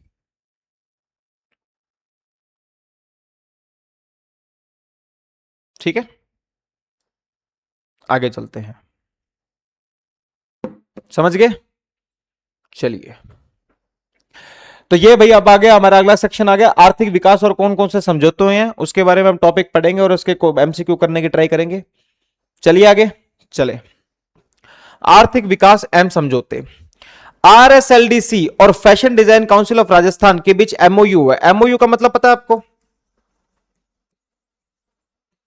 Memorandum of understanding. Memorandum of understanding. Memorandum of understanding, ठीक है। तो एमओयू किन दो संस्थाओं के बीच में हुआ है? एक तो हुआ है हमारा आरएसएलडीसी और दूसरा हमारा fashion design council of Rajasthan. क्यों किया एमओयू? देखो भाई, इनका कहना यह है कि अभी ना हमें कुछ लोगों को इंटर्नशिप देनी चाहिए स्किल डेवलपमेंट के अंदर, ठीक है। इससे क्या होगा? इंटर्नशिप से वो ज्ञान ले पाएंगे, और किन सेक्टर्स के अंदर? एक तो विकास, कौशल विकास इंटर्नशिप देंगे, और सेक्टर कौन से? Fashion, textile, design, film, media और अन्य रचनात्मक क्षेत्रों में लोग अपना स्टार्टअप कर पाएंगे। देखो इन सब चीजों में इंटरेस्ट तो बहुत सारे लोगों को होता है कि देखो किसके अंदर, एक तो फैशन के अंदर, टेक्सटाइल के अंदर, डिजाइन, फिल्म, मीडिया और अदर क्रिएटिव फील्ड। इंटरेस्ट तो सबको होता है, लेकिन सिर्फ इंटरेस्ट होने से काम नहीं बनता। आपको यही नहीं पता आपको किस सेक्टर में काम करना है, किस सेक्टर में काम स्टार्ट करना है, किस सेक्टर में काम खत्म करना है। तो आरएसएलडीसी और साथ में fashion design council of Rajasthan जो इन्होंने एमओयू कर लिया कि हम बच्चों को बुलाएंगे, और बच्चों को बुला के हम क्या देंगे? इंटर्नशिप देंगे। इंटर्नशिप देंगे, इंटर्नशिप से क्या होगा? उनका स्किल का डेवलपमेंट होगा, उनकी स्किल का डेवलपमेंट होगा। और जब स्किल डेवलपमेंट उनकी हो जाएगी तो वो इन सेक्टर्स के अंदर, कौन से sectors? Fashion, textile, design, film, media और अन्य रचनात्मक क्षेत्रों में कौशल विकास के अंदर अपना स्टार्टअप कर सकते हैं, क्योंकि उनको ज्ञान मिल जाएगा। ज्ञान मिल जाएगा तो स्टार्टअप कर सकते हैं, इन फील्ड के अंदर पैसे कमा सकते हैं। लेकिन ये इनिशिएटिव लिया किसने? आरएसएलडीसी और एफडीसीआर। समझ के बात? कहना समझे लाला? चलें आगे, चलिए। Digital girls hub model agreement हुआ है आरएसएलडीसी के साथ दोबारा, लेकिन साथ में किसके साथ किया इस बार? यूनिसेफ। तो सीधा सीधा क्वेश्चन ये आएगा कि अगर स्किल डेवलपमेंट की बात आ रही है इन सेक्टर्स के अंदर, तो आरएसएलडीसी ने किसके साथ एमओयू किया है? अगर डिजिटल गर्ल्स हब मॉडल की बात आ रही है तो आरएसएलडीसी ने किसके साथ एमओयू किया है? अगर बात आ रही है कि भैया इंटर्नशिप देने की, कि उन लोगों को फैशन, टेक्सटाइल, डिजाइन की इंटर्नशिप देंगे और उनको स्टार्टअप कर सके, तो आरएसएलडीसी का किसके साथ हो जाएगा? एफडीसीआर के साथ, जो क्या है? Fashion design council of Rajasthan, ठीक है। अगर आरएसएलडीसी की बात आ गई कि गर्ल्स डिजिटल हब मॉडल बनाया जा रहा है, तो किसके साथ हो जाएगा? यूनिसेफ के साथ। किसके साथ? यूनिसेफ। बस ये दो बातें आपको ध्यान में रखनी है, ठीक है। तो मॉडल के साथ इन्होंने किया। अब इन्होंने टारगेट कितनी कर रहे हैं? तो 2000 युवतियों को टारगेट कर रहे हैं। कितनी युवतियों को? 2000 युवतियों। किसके लिए? डिजिटल गर्ल्स हब मॉडल के लिए, ठीक है। और उनकी जो एज होनी चाहिए वो कितनी होनी चाहिए? 18 से 29 वर्ष के बीच में होनी चाहिए। कितनी होनी चाहिए? 18 से 29 वर्ष। तो युवतियां कितनी? 2000। एज कितनी? 18 से 29। मुख्य उद्देश्य क्या होगा? युवतियों को अल्पविधि डिजिटल कौशल प्रशिक्षण, short term digital skill training दी जाएगी। क्या की जाएगी? Digital skill training. अब इससे क्या होगा? जिससे उनको 100% यानी कि 100% रोजगार मिल जाएगा, 100% रोजगार मिल जाएगा। तो ये दोनों के दोनों जो समझौते हैं बहुत इंपॉर्टेंट है, आपको पढ़ लेने चाहिए, दिमाग में बिठा लेने चाहिए, ताकि क्वेश्चन अगर इससे आए तो दुनिया का गलत हो और अपना सही हो। समझ गए मेरी बात? तो आरएसएलटीसी का पहला समझौता एफडीसीआर के साथ, जिसके साथ जो लोग इन फील्ड में काम करने जाते हैं उनको इंटर्नशिप, जिससे वो उनको स्टार्टअप कर सके। दूसरा लेटर ऑफ इंटेंट आरएसएलटीसी के यूनिसेफ के साथ, जिसके तहत 18 से 29 साल की 2000 युवतियां जिनको short term digital skill training दी जाएगी, 100% उनको पक्का नौकरी मिलेगी, 100% बोला है इन्होंने। ठीक है, ये दो आर्थिक समझौते इंपॉर्टेंट, अब तक तो आपको इतना पता होना चाहिए। चलिए, एक एमओयू फिर हुआ है, किसके अंदर? एक तो सप्ता शक्ति कमांड और बिट्स पिलानी के अंदर, Birla institute of technology and science है बिट्स पिलानी, उसके इन दोनों के बीच में एमओयू हुआ है। ठीक है, एक हमारी इंडियन आर्मी की कमांड है जिसका नाम क्या है, ठीक है, और एक Birla institute of technology and science है बिट्स पिलानी के अंदर, उनके बीच में क्या हुआ? एमओयू हुआ। ठीक है, अब मेमोरेंडम ऑफ अंडरस्टैंडिंग किया गया, क्यों किया गया? तकनीकी नवाचारों के क्षेत्र में सहयोग के लिए एक समझौता। किसके लिए? तकनीकी नवाचार के क्षेत्रों में। ठीक है, इन द फील्ड ऑफ, तकनीकी नवाचार का मतलब क्या होता है? Research and development. तो रिसर्च और डेवलपमेंट के लिए क्या हुआ है? एक एमओयू हुआ है, किसके बीच में? सप्ता शक्ति कमांड और साथ में हमारा बिट्स पिलानी के बीच में। ठीक है, उद्देश्य क्या है? रक्षा तकनीक, जो हमारी डिफेंस टेक्नोलॉजी है उसको मजबूत बनाना है और आत्मनिर्भर भारत को बढ़ावा देना है। देखो यार, आज हमारे पास बहुत सारी टेक्नोलॉजी है, अगर मैं डिफेंस सेक्टर की बात करूं, लेकिन मुझे एक बात बताओ, उसमें से कितनी टेक्नोलॉजी जो है वो इंडिजीनियस है? इंडिजीनियस का मतलब हमने खुद ने बनाई है। जिस एयरक्राफ्ट की हम बात करते हैं, जो भी रफाल ले लो आप, C-63 ग्लोबस्टर ले लो, या फिर और भी कोई F-23 MiG-21 जो भी आप ले लो, उनमें से लगभग जो एयरक्राफ्ट है वो सारे हमारे इंपोर्टेड है, जो हमने लोगों से खरीदे हैं। हमारा इंडिजीनियस तो तेजस है ना? तो वो यूं चाह रहे हैं कि हम एमओयूज करें, अच्छे खासे समझौते करें, जिससे क्या ज्यादा से ज्यादा इंडिजिनस डेवलपमेंट कर पाए, आत्मनिर्भर भारत को बढ़ावा दे पाए और डिफेंस में अच्छी टेक्नोलॉजी ला पाए। कौन से दो लोग हैं भाई साहब इसके अंदर? सप्त शक्ति कमांड और साथ में बिट्स पिलानी। अब ये एक समाधान साथी व्हाट्सएप चैटबॉट आया, समाधान साथी। इसके अंदर ना आपको इंफॉर्मेशन मिल जाएगी। किस रिगार्डिंग इंफॉर्मेशन मिल जाएगी? इस रिगार्डिंग आपको इंफॉर्मेशन मिल जाएगी, अगर आपको किसी स्कीम से रिलेटेड इंफॉर्मेशन चाहिए तो आपको 1 मिनट में मिल जाएगी। किसी स्कॉलरशिप से रिलेटेड इंफॉर्मेशन चाहिए मिल जाएगी, पेंशन से रिलेटेड इंफॉर्मेशन चाहिए मिल जाएगी। आपको करना होगा कि 7690080055 पर मैसेज करना होगा। 7690080055 के ऊपर आपको व्हाट्सएप मैसेज करना होगा। तो आपको पूरी की पूरी इंफॉर्मेशन की जनरल पब्लिक, पेंशन के लिए, स्कॉलरशिप के लिए, स्टूडेंट के लिए सभी इजीली अवेलेबल हो जाएगी आपको। ठीक है, तो बस ये आपको ध्यान में रखना है, ये नंबर ध्यान में रख लेना। और इंफॉर्मेशन किस रिगार्डिंग मिलती है वो देख लेना, पेंशन से रिगार्डिंग और छात्रवृत्ति यानी स्कॉलरशिप, इन दोनों चीजों की आपको अच्छी खासी इंफॉर्मेशन इसमें मिल जाएगी। व्हाट्सएप नंबर क्या है? 76900 और 800555। समाधान साथी इसका नाम है। ये व्हाट्सएप का एक चैटबॉट है। 14 अप्रैल को मुख्यमंत्री भजनलाल शर्मा ने इसको स्टार्ट किया था। काम की बात यही है कि इंफॉर्मेशन किस रिगार्डिंग देगा। नंबर पूछे जाने के चांस बहुत कम है, ज्यादा चांसेस की है कि किस रिगार्डिंग इंफॉर्मेशन देता है ये। राजस्थान में खरीफ 2026 के लिए बीटी कॉटन, जो जेनेटिक मॉडिफाइड कॉटन होती है, बीटी कॉटन, हाइब्रिड बीजों की बिक्री को मंजूरी। तो आप क्या बीटी कॉटन के बीजों को मंजूरी मिल रही है कि उनको बेचो और उनको लोगों को उनको परचेज करो, उससे काम करें। ठीक है, इसकी परमिशन देता कौन है? तो देती है जीईएसी। कौन देती है? GEAC, genetic engineering appraisal committee.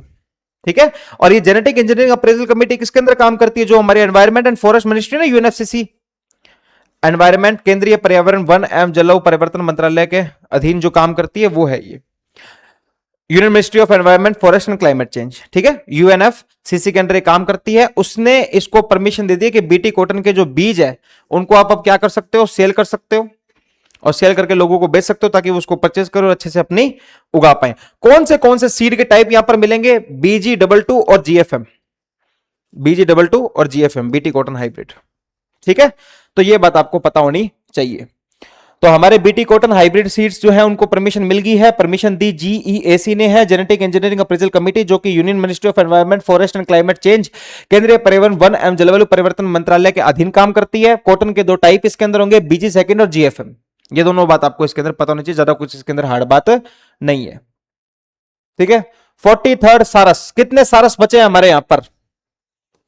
कितने सारस बचे हैं उसका गणना हुई है। तो सबसे पहले तो पता होना चाहिए सारस है कहां, तो केला देवी जो हमारा है उद्यान भरतपुर के अंदर, उसके अंदर सारस पाए जाते हैं। केला देवी घाना नेशनल पार्क जो भरतपुर के अंदर, उसके अंदर पाए जाते हैं। करवाया किसने इसको, ऑर्गेनाइज किसने करवाया, इन आंकड़ों को लेके कौन आया, तो केला देव नेचुरल हिस्ट्री सोसाइटी, जो कि हमारी केला देव नेचुरल हिस्ट्री सोसाइटी है, वो इस आंकड़ों को लेके कितने सारस हमारे यहां पर बचे उन्होंने उसकी काउंटिंग करी है, उसकी स्टैटिस्टिक्स निकाली है। ठीक है, तो भरतपुर और डीग जिले में जो वेटलैंड आर्द्र भूमि है क्षेत्रों की सारस की कुल संख्या पहले कितनी हुआ करती थी, 79 हुआ करती थी।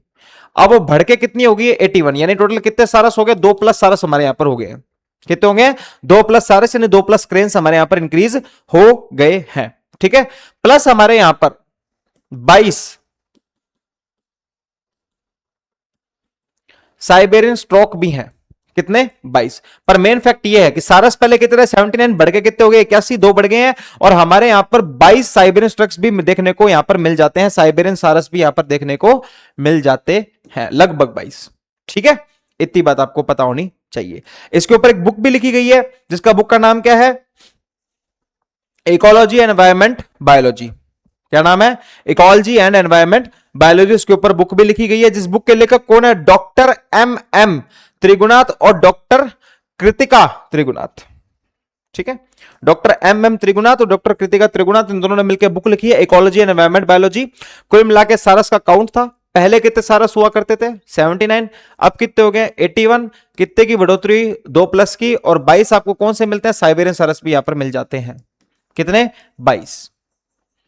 इतनी बात आपको समझ में आ गई। और कहां मिलते हैं, केलादेव में।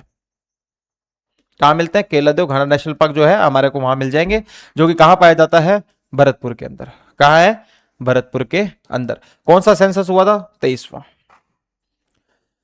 समझ में आ गई भाई इतनी सारी बात। किताब का नाम इकोलॉजी एंड एनवायरमेंट बायोलॉजी, लिखने वाले डॉक्टर एम त्रिगुणात और डॉक्टर कृतिका त्रिगुणात। रिक, ठीक है जी, आगे चले, चलिए।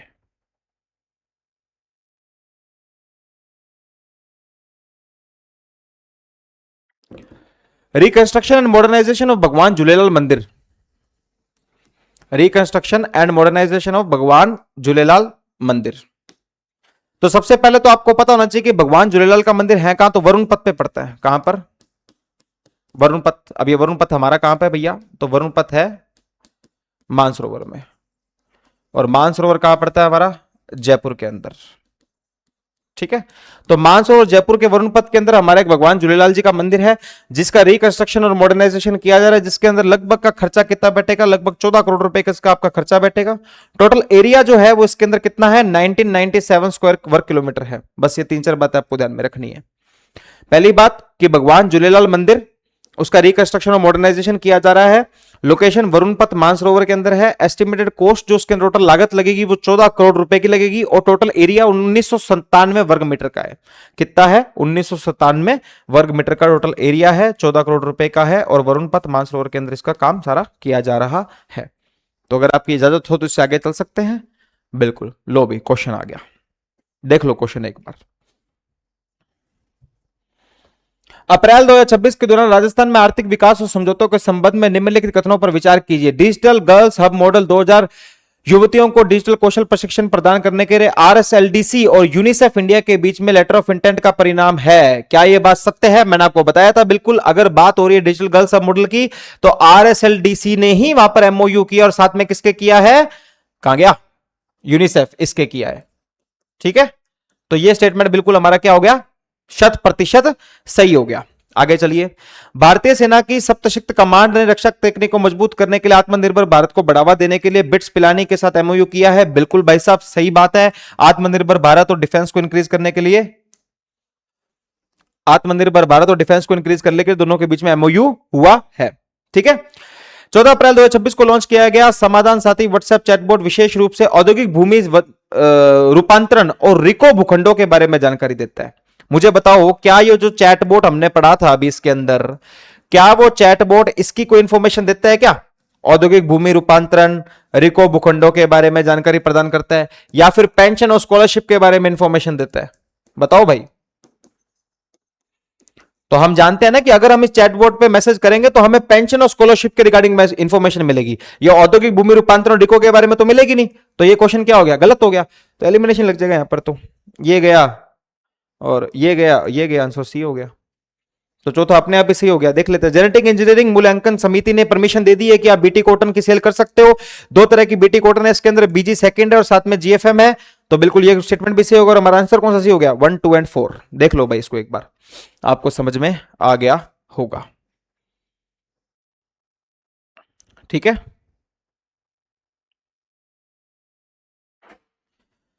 तो इतनी बात आपको समझ में आ गई कि नहीं आई? आगे तो चलिए आगे चलते हैं। ये क्वेश्चन अपेक्षा करता हूं कि मेरे साथ साथ आपका भी सही हुआ होगा। ठीक है, चलिए। चर्चित व्यक्तित्व, कौन कौन से ऐसे लोग हैं हमारे यहां पर जिनके बारे में चर्चा चल रही थी? कहां पे? कौन कौन से ऐसे लोग हैं जिनके बारे में चर्चा चल रही थी हमारे अप्रैल महीने के अंदर? क्या उनके साथ हुआ है, क्या क्या नहीं हुआ है, उसके रिगार्डिंग ये सारे क्वेश्चंस हमारे इसके अंदर है। चलो, सबसे पहले तो लेफ्टिनेंट जनरल हमारे सगत सिंह राठौर की मूर्ति का अनावरण हुआ है। अनावरण, अनावरण का मतलब समझते हो आप? अनवीलिंग जिसको कहते हैं। अनावरण का मतलब क्या होता है? जिसको हम अनवीलिंग कहते हैं। तो लेफ्टिनेंट जनरल सगत सिंह राठौर की मूर्ति का क्या हुआ है? अनावरण हुआ है। दिनांक कब थी? 22 अप्रैल 2026। अनावरण हुआ कहां पर है वो बहुत इंपॉर्टेंट है। तो भाई साहब हुआ है चूरू के अंदर। कहां पर? चूरू के अंदर। ठीक है, तो राजस्थान सरकार ने 8 मार्च को, कितनी तारीख को? 8 मार्च को जो हमारे पद्म भूषण और परम विशेष सेवा मेडल से सम्मानित लेफ्टिनेंट जनरल सगत सिंह राठौर को सम्मान चूरू स्टेडियम का नाम बदलकर सगत सिंह राठौर स्टेडियम भी कर दिया है। दो फैक्ट इंपॉर्टेंट हो गए। पहला तो सगत सिंह राठौर जी के बारे में मूर्ति जो लगाएगी वो तो 22 अप्रैल 2026 को चूरू के अंदर, प्लस चूरू का जो स्टेडियम उसका नाम बदल के क्या कर दिया? सगत सिंह राठौर स्टेडियम कर दिया गया। क्या कर दिया गया? सगत सिंह राठौर स्टेडियम कर दिया गया। तो वेरी इंपॉर्टेंट लगा लेना इसके आगे में, बहुत बहुत अच्छा चांस है कि पूछा जा सकता है। ये बहुत बहुत ज्यादा इंपॉर्टेंट है कि ये पूछा जा सकता है। तो मुख्यमंत्री भजनलाल शर्मा ने 22 अप्रैल को तो क्या किया? मूर्ति का आवरण किया, प्लस यहां पर 8 मार्च को जो चूरू के अंदर स्टेडियम था उसका नाम बदल के सगत सिंह राठौर स्टेडियम कर दिया गया है। ठीक है, अब जो हमारे सगत सिंह जी हुआ करते थे ना, उनके जो मिलिट्री कैंपेन चला करते थे, जो सगत सिंह जी हुआ करते थे मिलिट्री कैंपेन चला करते थे, उन्होंने नाथुला विजय पर विजय पाई थी।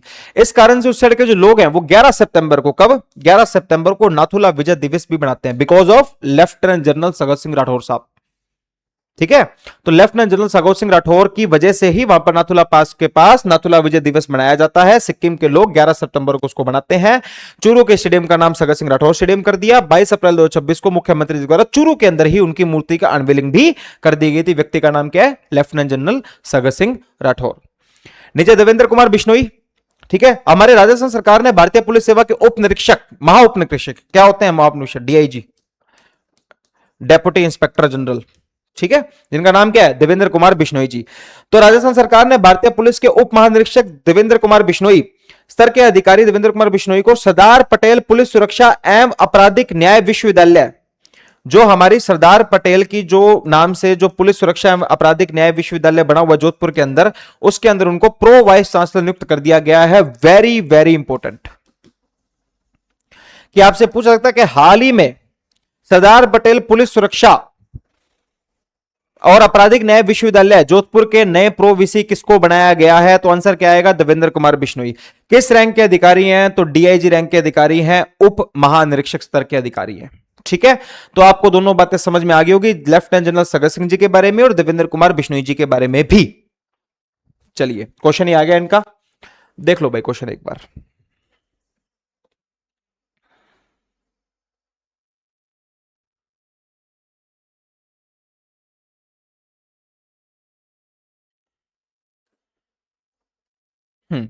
देख लिया।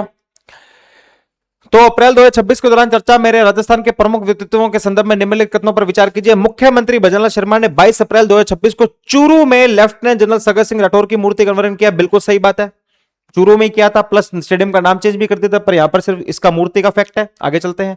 पद्म भूषण से सम्मानित हुए सैन्य अधिकारी को सम्मान में चूरू में स्टेडियम में नाम बदलकर सगत सिंह राठौर स्टेडियम कर दिया गया। यह भी फैक्ट बिल्कुल सही है, पहला दूसरा सही हो गया। लेफ्टिनेंट जनरल सगत सिंह राठौर की साहसिक सैन्य अभियान के कारण सिक्किम की जनता 11 सितंबर को नाथुला विजय दिवस मनाती है। बिल्कुल मनाती है साहब, पहला दूसरा तीसरा दोनों सही हो गए।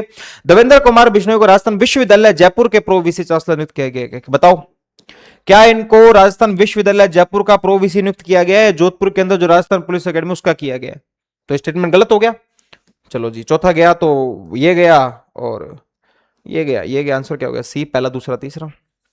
ये स्टेटमेंट सही है, ये सही है, ये सही आंसर हो गया इसका सी। तो अपेक्षा करता हूं इतनी बात आपको समझ में आ गई होगी।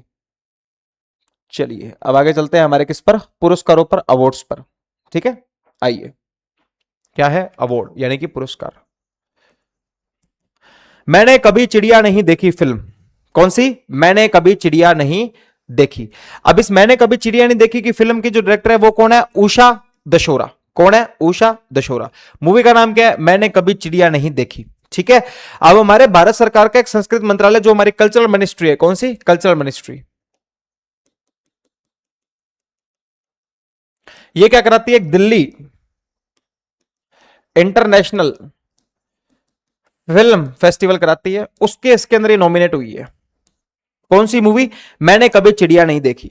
तो मैंने कभी चिड़िया नहीं देखी जिसके डायरेक्टर उषा दशोरा है, उन्होंने कल्चरल मिनिस्ट्री के द्वारा जो इवेंट कराया जाता है दिल्ली इंटरनेशनल फिल्म फेस्टिवल, उसमें नॉमिनेट हुई है। ये हमारे लिए क्यों जरूरी है, क्योंकि 70 मिनट की जो फिल्म है वो हिंदी और राजस्थानी दोनों भाषाओं में तैयार की गई है। किसमें, हिंदी और राजस्थानी दोनों भाषाओं में बेसिकली उसको तैयार किया गया है। ठीक है, तो मैंने कभी चिड़िया नहीं देखी, मूवी के डायरेक्टर उषा दशोरा, कौन सा, 15वां Delhi international film festival, movie की टाइमिंग 70 मिनट्स, दो भाषाएं हिंदी और राजस्थानी, आपको याद होनी चाहिए बात। बस आगे चलो। फिल्म इंस्पायरिंग आरव, क्या नाम है मूवी का, इंस्पायरिंग आरव। जैसे वो हमारी फिल्म मैंने कभी चिड़िया नहीं देखी तो दिल्ली इंटरनेशनल फिल्म फेस्टिवल में गई है, इंस्पायरिंग आरव जो है वो लखनऊ इंटरनेशनल फिल्म फेस्टिवल में गई है। किसमें गई है, लखनऊ इंटरनेशनल फिल्म फेस्टिवल में गई है। हमारे जयपुर की फिल्म मेकर है जिनका नाम क्या है, राहुल सूद। क्या नाम है, राहुल सूद। उनकी मूवी का नाम film inspiring Aarav, Lucknow international film festival में 2026 का पुरस्कार बेस्ट इंस्पिरेशनल फिल्म कैटेगरी में प्रथम स्थान जीता है। वेरी नाइस भाई, वेरी वेरी कांग्रेचुलेशन राहुल सूद जी। ठीक है, तो मूवी का नाम इंस्पायरिंग आवर, डायरेक्टर का नाम राहुल सूद, और इवेंट का नाम लखनऊ इंटरनेशनल फिल्म फेस्टिवल, और प्राइज कौन सा, प्रथम स्थान, फर्स्ट प्राइज इन्होंने यहां पर जीता है। ठीक है, मूवी किसके बारे में बताती है, आपको समय मिले तो देखना। ये मूवी बताती है, देखो ह्यूमन राइट्स होते हैं हर व्यक्ति के, मानव अधिकार, लेकिन मानव अधिकार बेसिकली अलग अलग लोगों के अलग अलग तरीके से दिखाए बताए जाते हैं। कोई अमीर व्यक्ति होता है तो उसके मानव अधिकार थोड़े ज्यादा होते हैं, कोई गरीब व्यक्ति होता है उसके थोड़े कम होते हैं, समाज की स्ट्रक्चर है ये। लेकिन इस मूवी के अंदर इंस्पायरिंग आवर के अंदर जो दिव्यांग बच्चे हैं उनकी मानव अधिकारों की बात की गई है। आपको समय मिले तो दोनों मूवीज देखना, ये तो जरूर देखना यार, राजस्थानी के अंदर मूवी बनती है और आपको देखनी चाहिए, अपन ही सहयोग नहीं करेंगे तो कौन करेगा। तो मैंने कभी चिड़िया नहीं देखी मूवी, 17 मिनट की मूवी हिंदी राजस्थानी के अंदर, प्लस इंस्पायरिंग आवर राहुल सूद जी ने बनाई है, जिनको प्राइज भी मिला लखनऊ इंटरनेशनल फिल्म फेस्टिवल में, और दिव्यांग बच्चों के ह्यूमन राइट्स के बारे में बात करती है। राष्ट्रीय कृषि बाजार ई नाम प्लेटफॉर्म, ई नाम प्लेटफॉर्म पर व्यापार में राजस्थान देश में प्रथम स्थान पर। ई नाम, इसमें राजस्थान कौन से रैंक पर आता है, फर्स्ट रैंक पर। ई नाम और आवक के मामले में राजस्थान देश में दूसरे स्थान पर। ठीक है, अराइवल्स की बात करें तो राजस्थान कौन से रैंक पर, सेकंड रैंक पर, और बिजनेस की बात करें तो उसके अंदर कौन से रैंक पर, फर्स्ट रैंक पर।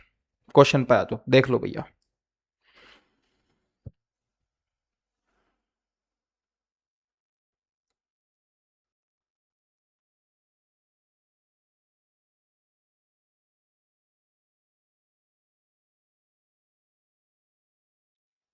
देख लो देख लो,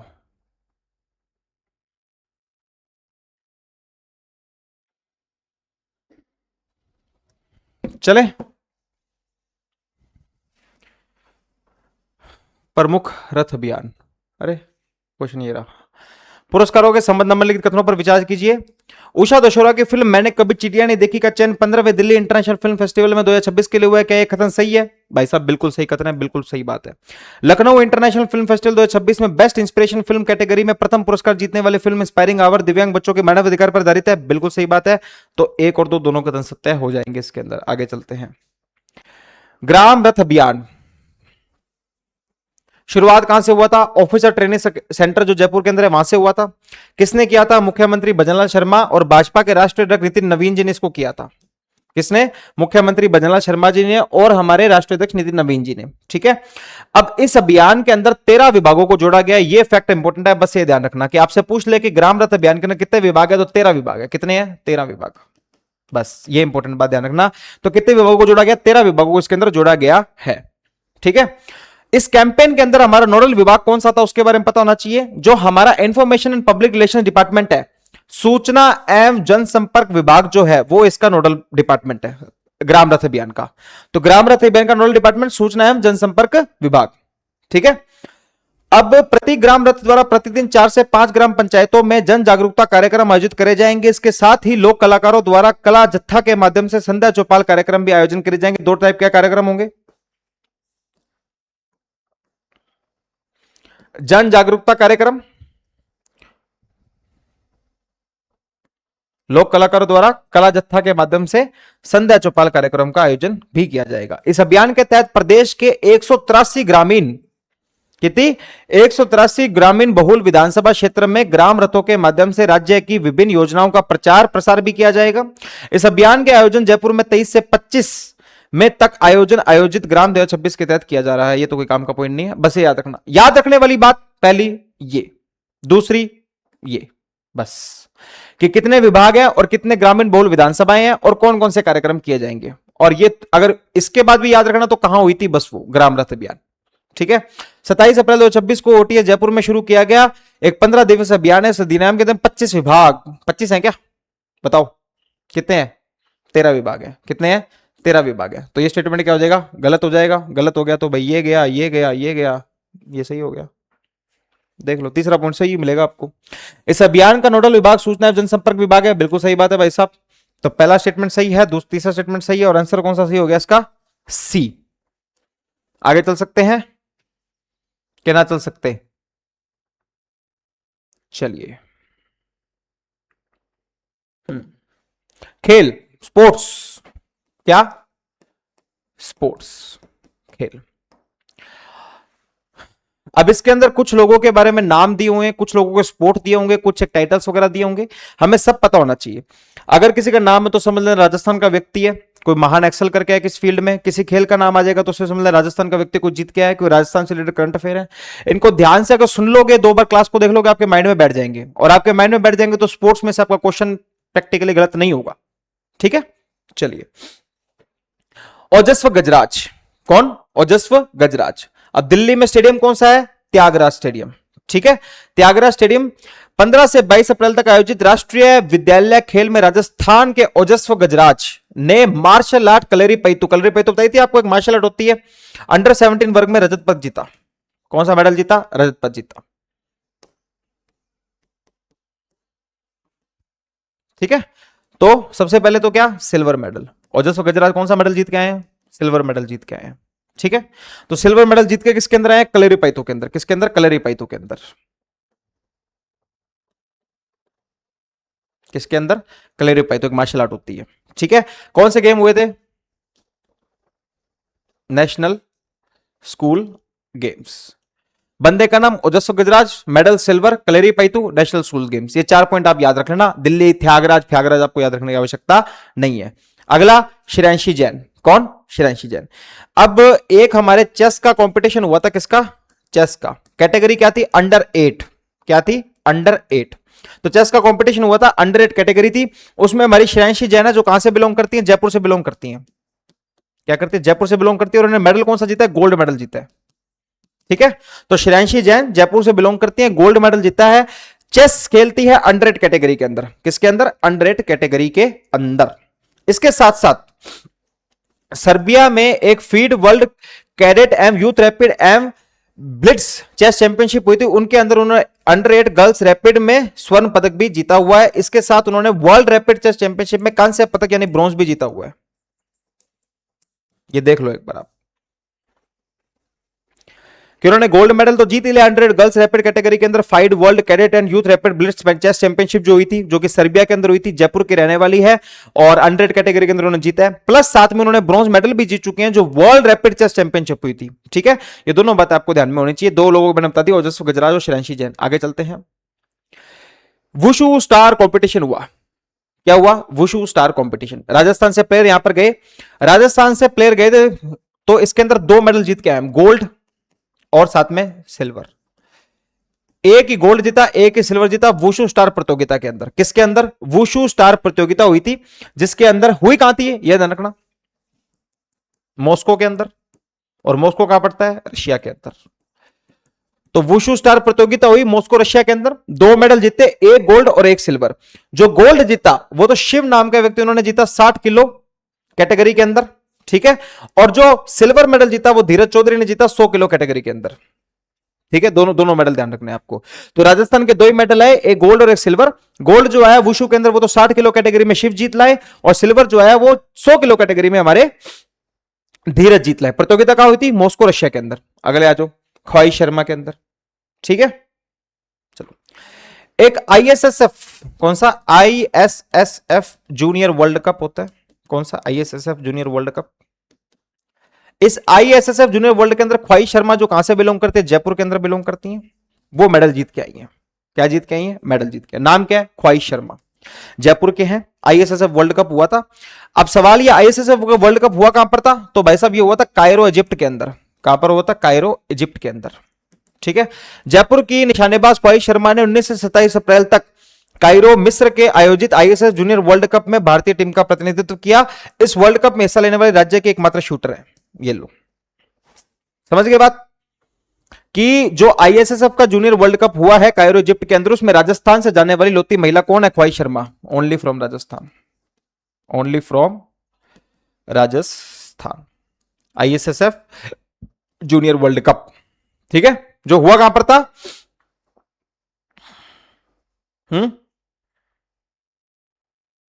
कायरो इजिप्ट के अंदर।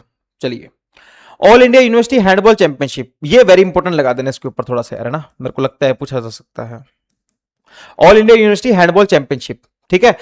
अब हमारे यहां पर राजस्थान ने 14 साल के बाद 2 काम किए। पहला तो इसको ऑर्गेनाइज भी राजस्थान ने 14 साल के बाद करवाया, और राजस्थान जीता भी इसमें 14 साल के बाद। ऑर्गेनाइज भी राजस्थान ने 14 साल के बाद कराया, और राजस्थान जीता भी इसमें 14 साल के बाद ही है। All India inter university championship, मेजबानी और ऑर्गेनाइजरशिप राजस्थान यूनिवर्सिटी ने 14 साल के बाद इसमें पहले 2012 में की थी और अब कर रहा है, और इसमें विजेता भी राजस्थान यूनिवर्सिटी 14 साल के बाद रही है। यह इंपॉर्टेंट हो जाता है, इसलिए देख लो एक बार कि all India inter university handball championship Rajasthan 14 साल के बाद करवा रहा है, और जीता भी राजस्थान 14 साल के बाद ही राजस्थान यूनिवर्सिटी जयपुर जो है, ठीक है। और राजस्थान यूनिवर्सिटी ही 14 साल के बाद इसको करवा रही है। इतनी बात आपको पता होनी चाहिए, ठीक है। इसमें सेकंड नंबर पे कौन सी रही है? सेकंड नंबर पे हैंडबॉल में जो हमारी यूईएम यूनिवर्सिटी जयपुर में वो रही है, और तीसरे स्थान में एलपीयू लवली प्रोफेशनल यूनिवर्सिटी जो कि जलंधर के अंदर पड़ती है पंजाब में, वो इसके अंदर रही है।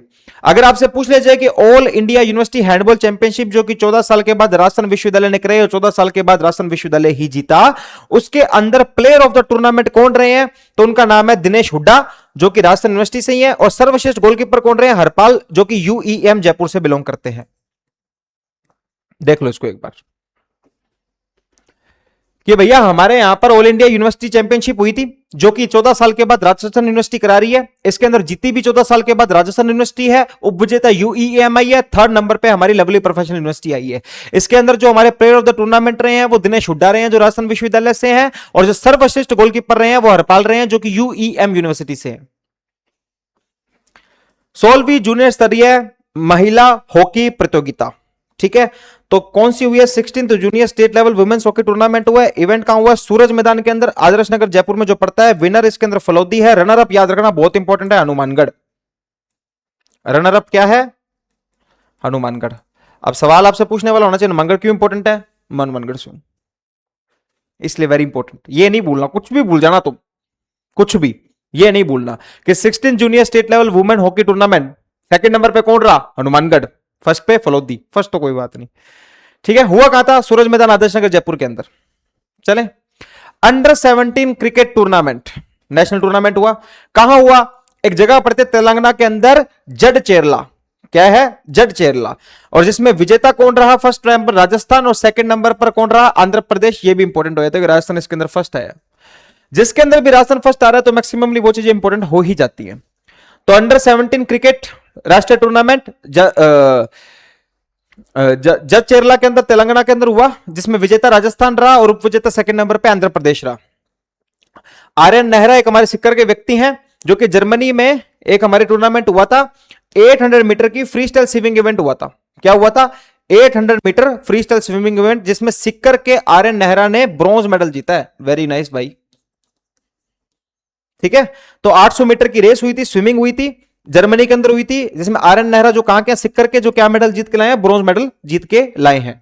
और अंडर 17 क्रिकेट नेशनल टूर्नामेंट जज चेरला के अंदर, वो जो कि तेलंगाना के अंदर पड़ता है, विनर राजस्थान था, रनर अप आंध्र प्रदेश था।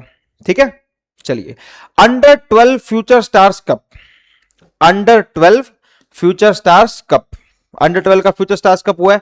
पूछ लेंगे आपसे किसका है, तो क्रिकेट का है भैया, बता देना उनको। अंडर 12 फ्यूचर स्टार्स कप किसका है, क्रिकेट का, जो कहा हुआ नेशनल क्रिकेट ग्राउंड जयपुर के अंदर हुआ था। विनर इसके अंदर राजस्थान ब्लूज एकेडमी रही है। मैन ऑफ द मैच इसके अंदर धीरज पराशर रहे हैं, देख लो इसको एक बार।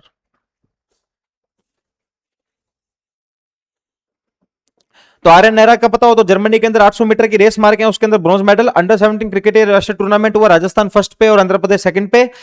और जो फ्यूचर स्टार्स कप हुआ उसके अंदर राजस्थान ब्लूज एकेडमी विनर रही है और मैन ऑफ द मैच धीरज पराशर रहे। नेशनल क्रिकेट ग्राउंड जयपुर के अंदर ये हुआ था।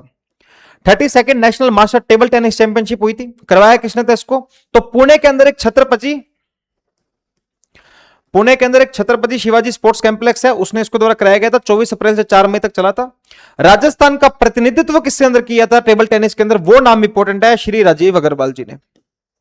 ठीक है, 32nd national master table tennis championship होने जा रही है। कहां हुई, तो national Chhatrapati Shivaji sports complex Pune के अंदर हुई। इसके अंदर राजस्थान की टीम का जो टीटी की टीम है, प्रतिनिधित्व किसने किया था, तो राजीव अग्रवाल ने किया था।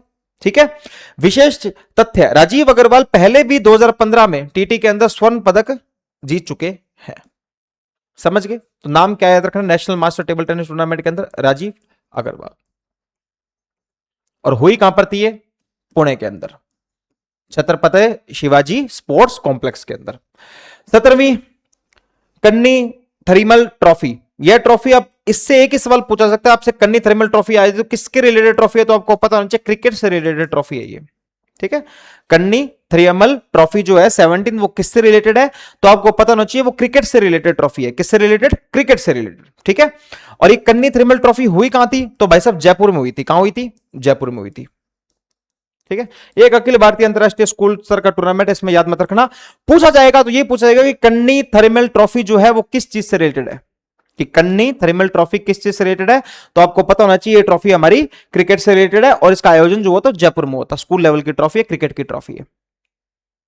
चलिए क्वेश्चंस पे आ जाओ, देख लो एक बार क्वेश्चन।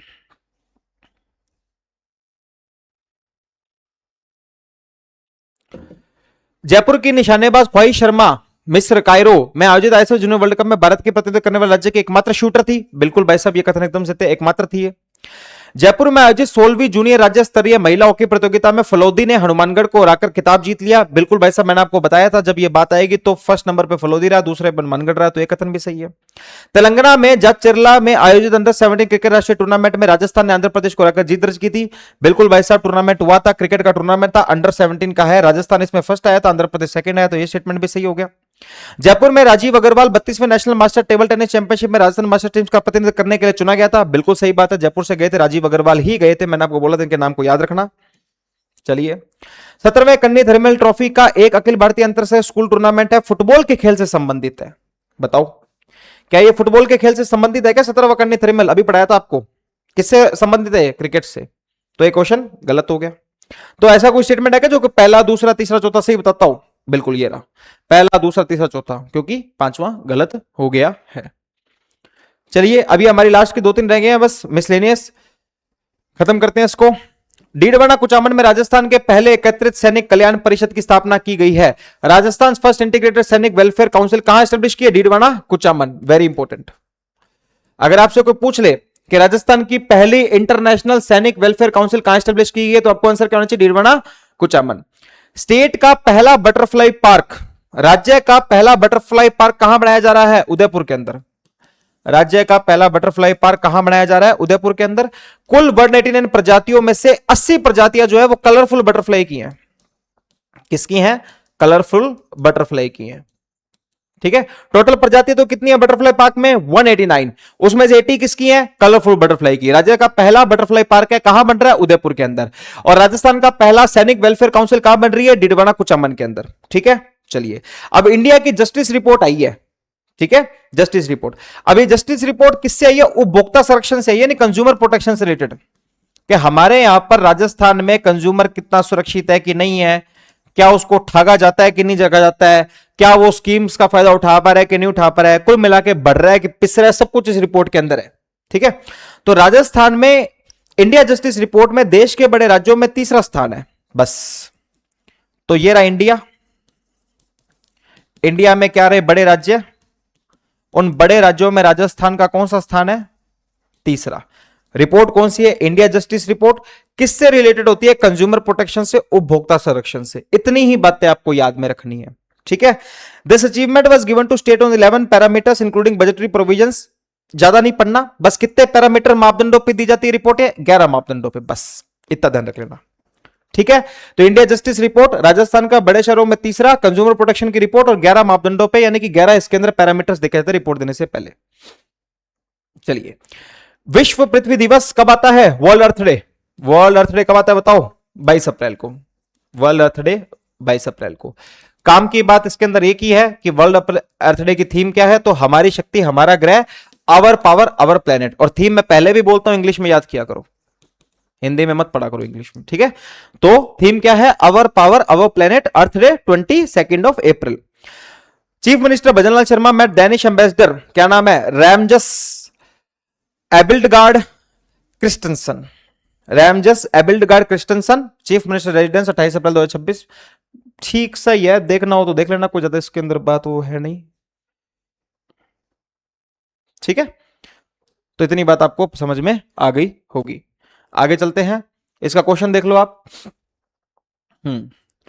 तो राजस्थान के पहले एकत्रित सैनिक कल्याण परिषद की स्थापना डीडवाना कुचामन में करी गई है। बिल्कुल सही बात है, डीडवाना कुचामन में ही हो रहा है। उदयपुर में राज्य का पहला बटरफ्लाई पार्क, तितली पार्क विकसित किया गया, जिसमें से तितलियों की कुल 189 है और 80 रंगीन प्रजातियां हैं। बिल्कुल सही बात है। इंडियन जस्टिस रिपोर्ट के अनुसार उपभोक्ता संरक्षण में राजस्थान के देश के बड़े राज्यों में प्रथम स्थान, नहीं प्रथम नहीं है साहब, देश के बड़े राज्यों में तीसरा स्थान है। तो स्टेटमेंट तो गलत हो गया, तो भाई 3 वाले सारे निकाल दो, ये गया ये गया ये गया और ये हो गया। ठीक है, तो आंसर हमारा क्या हो गया, ये हो गया। ओके गाइज, और भी है क्या इसके अंदर, चलिए थैंक यू सो मच। अगर आप इतने लंबे समय तक टिके रहे, ये हमारे अप्रैल मंथ के करंट अफेयर्स पहले दूसरे तीसरे तीनों भागों में कंप्लीट हो गए हैं। और मैं आपको अश्योरेंस देता हूं कि आप जब इससे पेपर करने बैठोगे या फिर टेस्ट लगाने बैठोगे तो आपको मजा ही आ जाएगा। बेफिक्र होकर लगाना, नहीं आना तो मैं भी यही हूं, लोक बंधु भी यहीं आके शिकायत करना, हम आपकी सुनेंगे। तब तक के लिए थैंक यू, बाय बाय, सायोनारा। फिर मिलेंगे अगले मई के करंट के साथ। Okay, bye bye, thank you.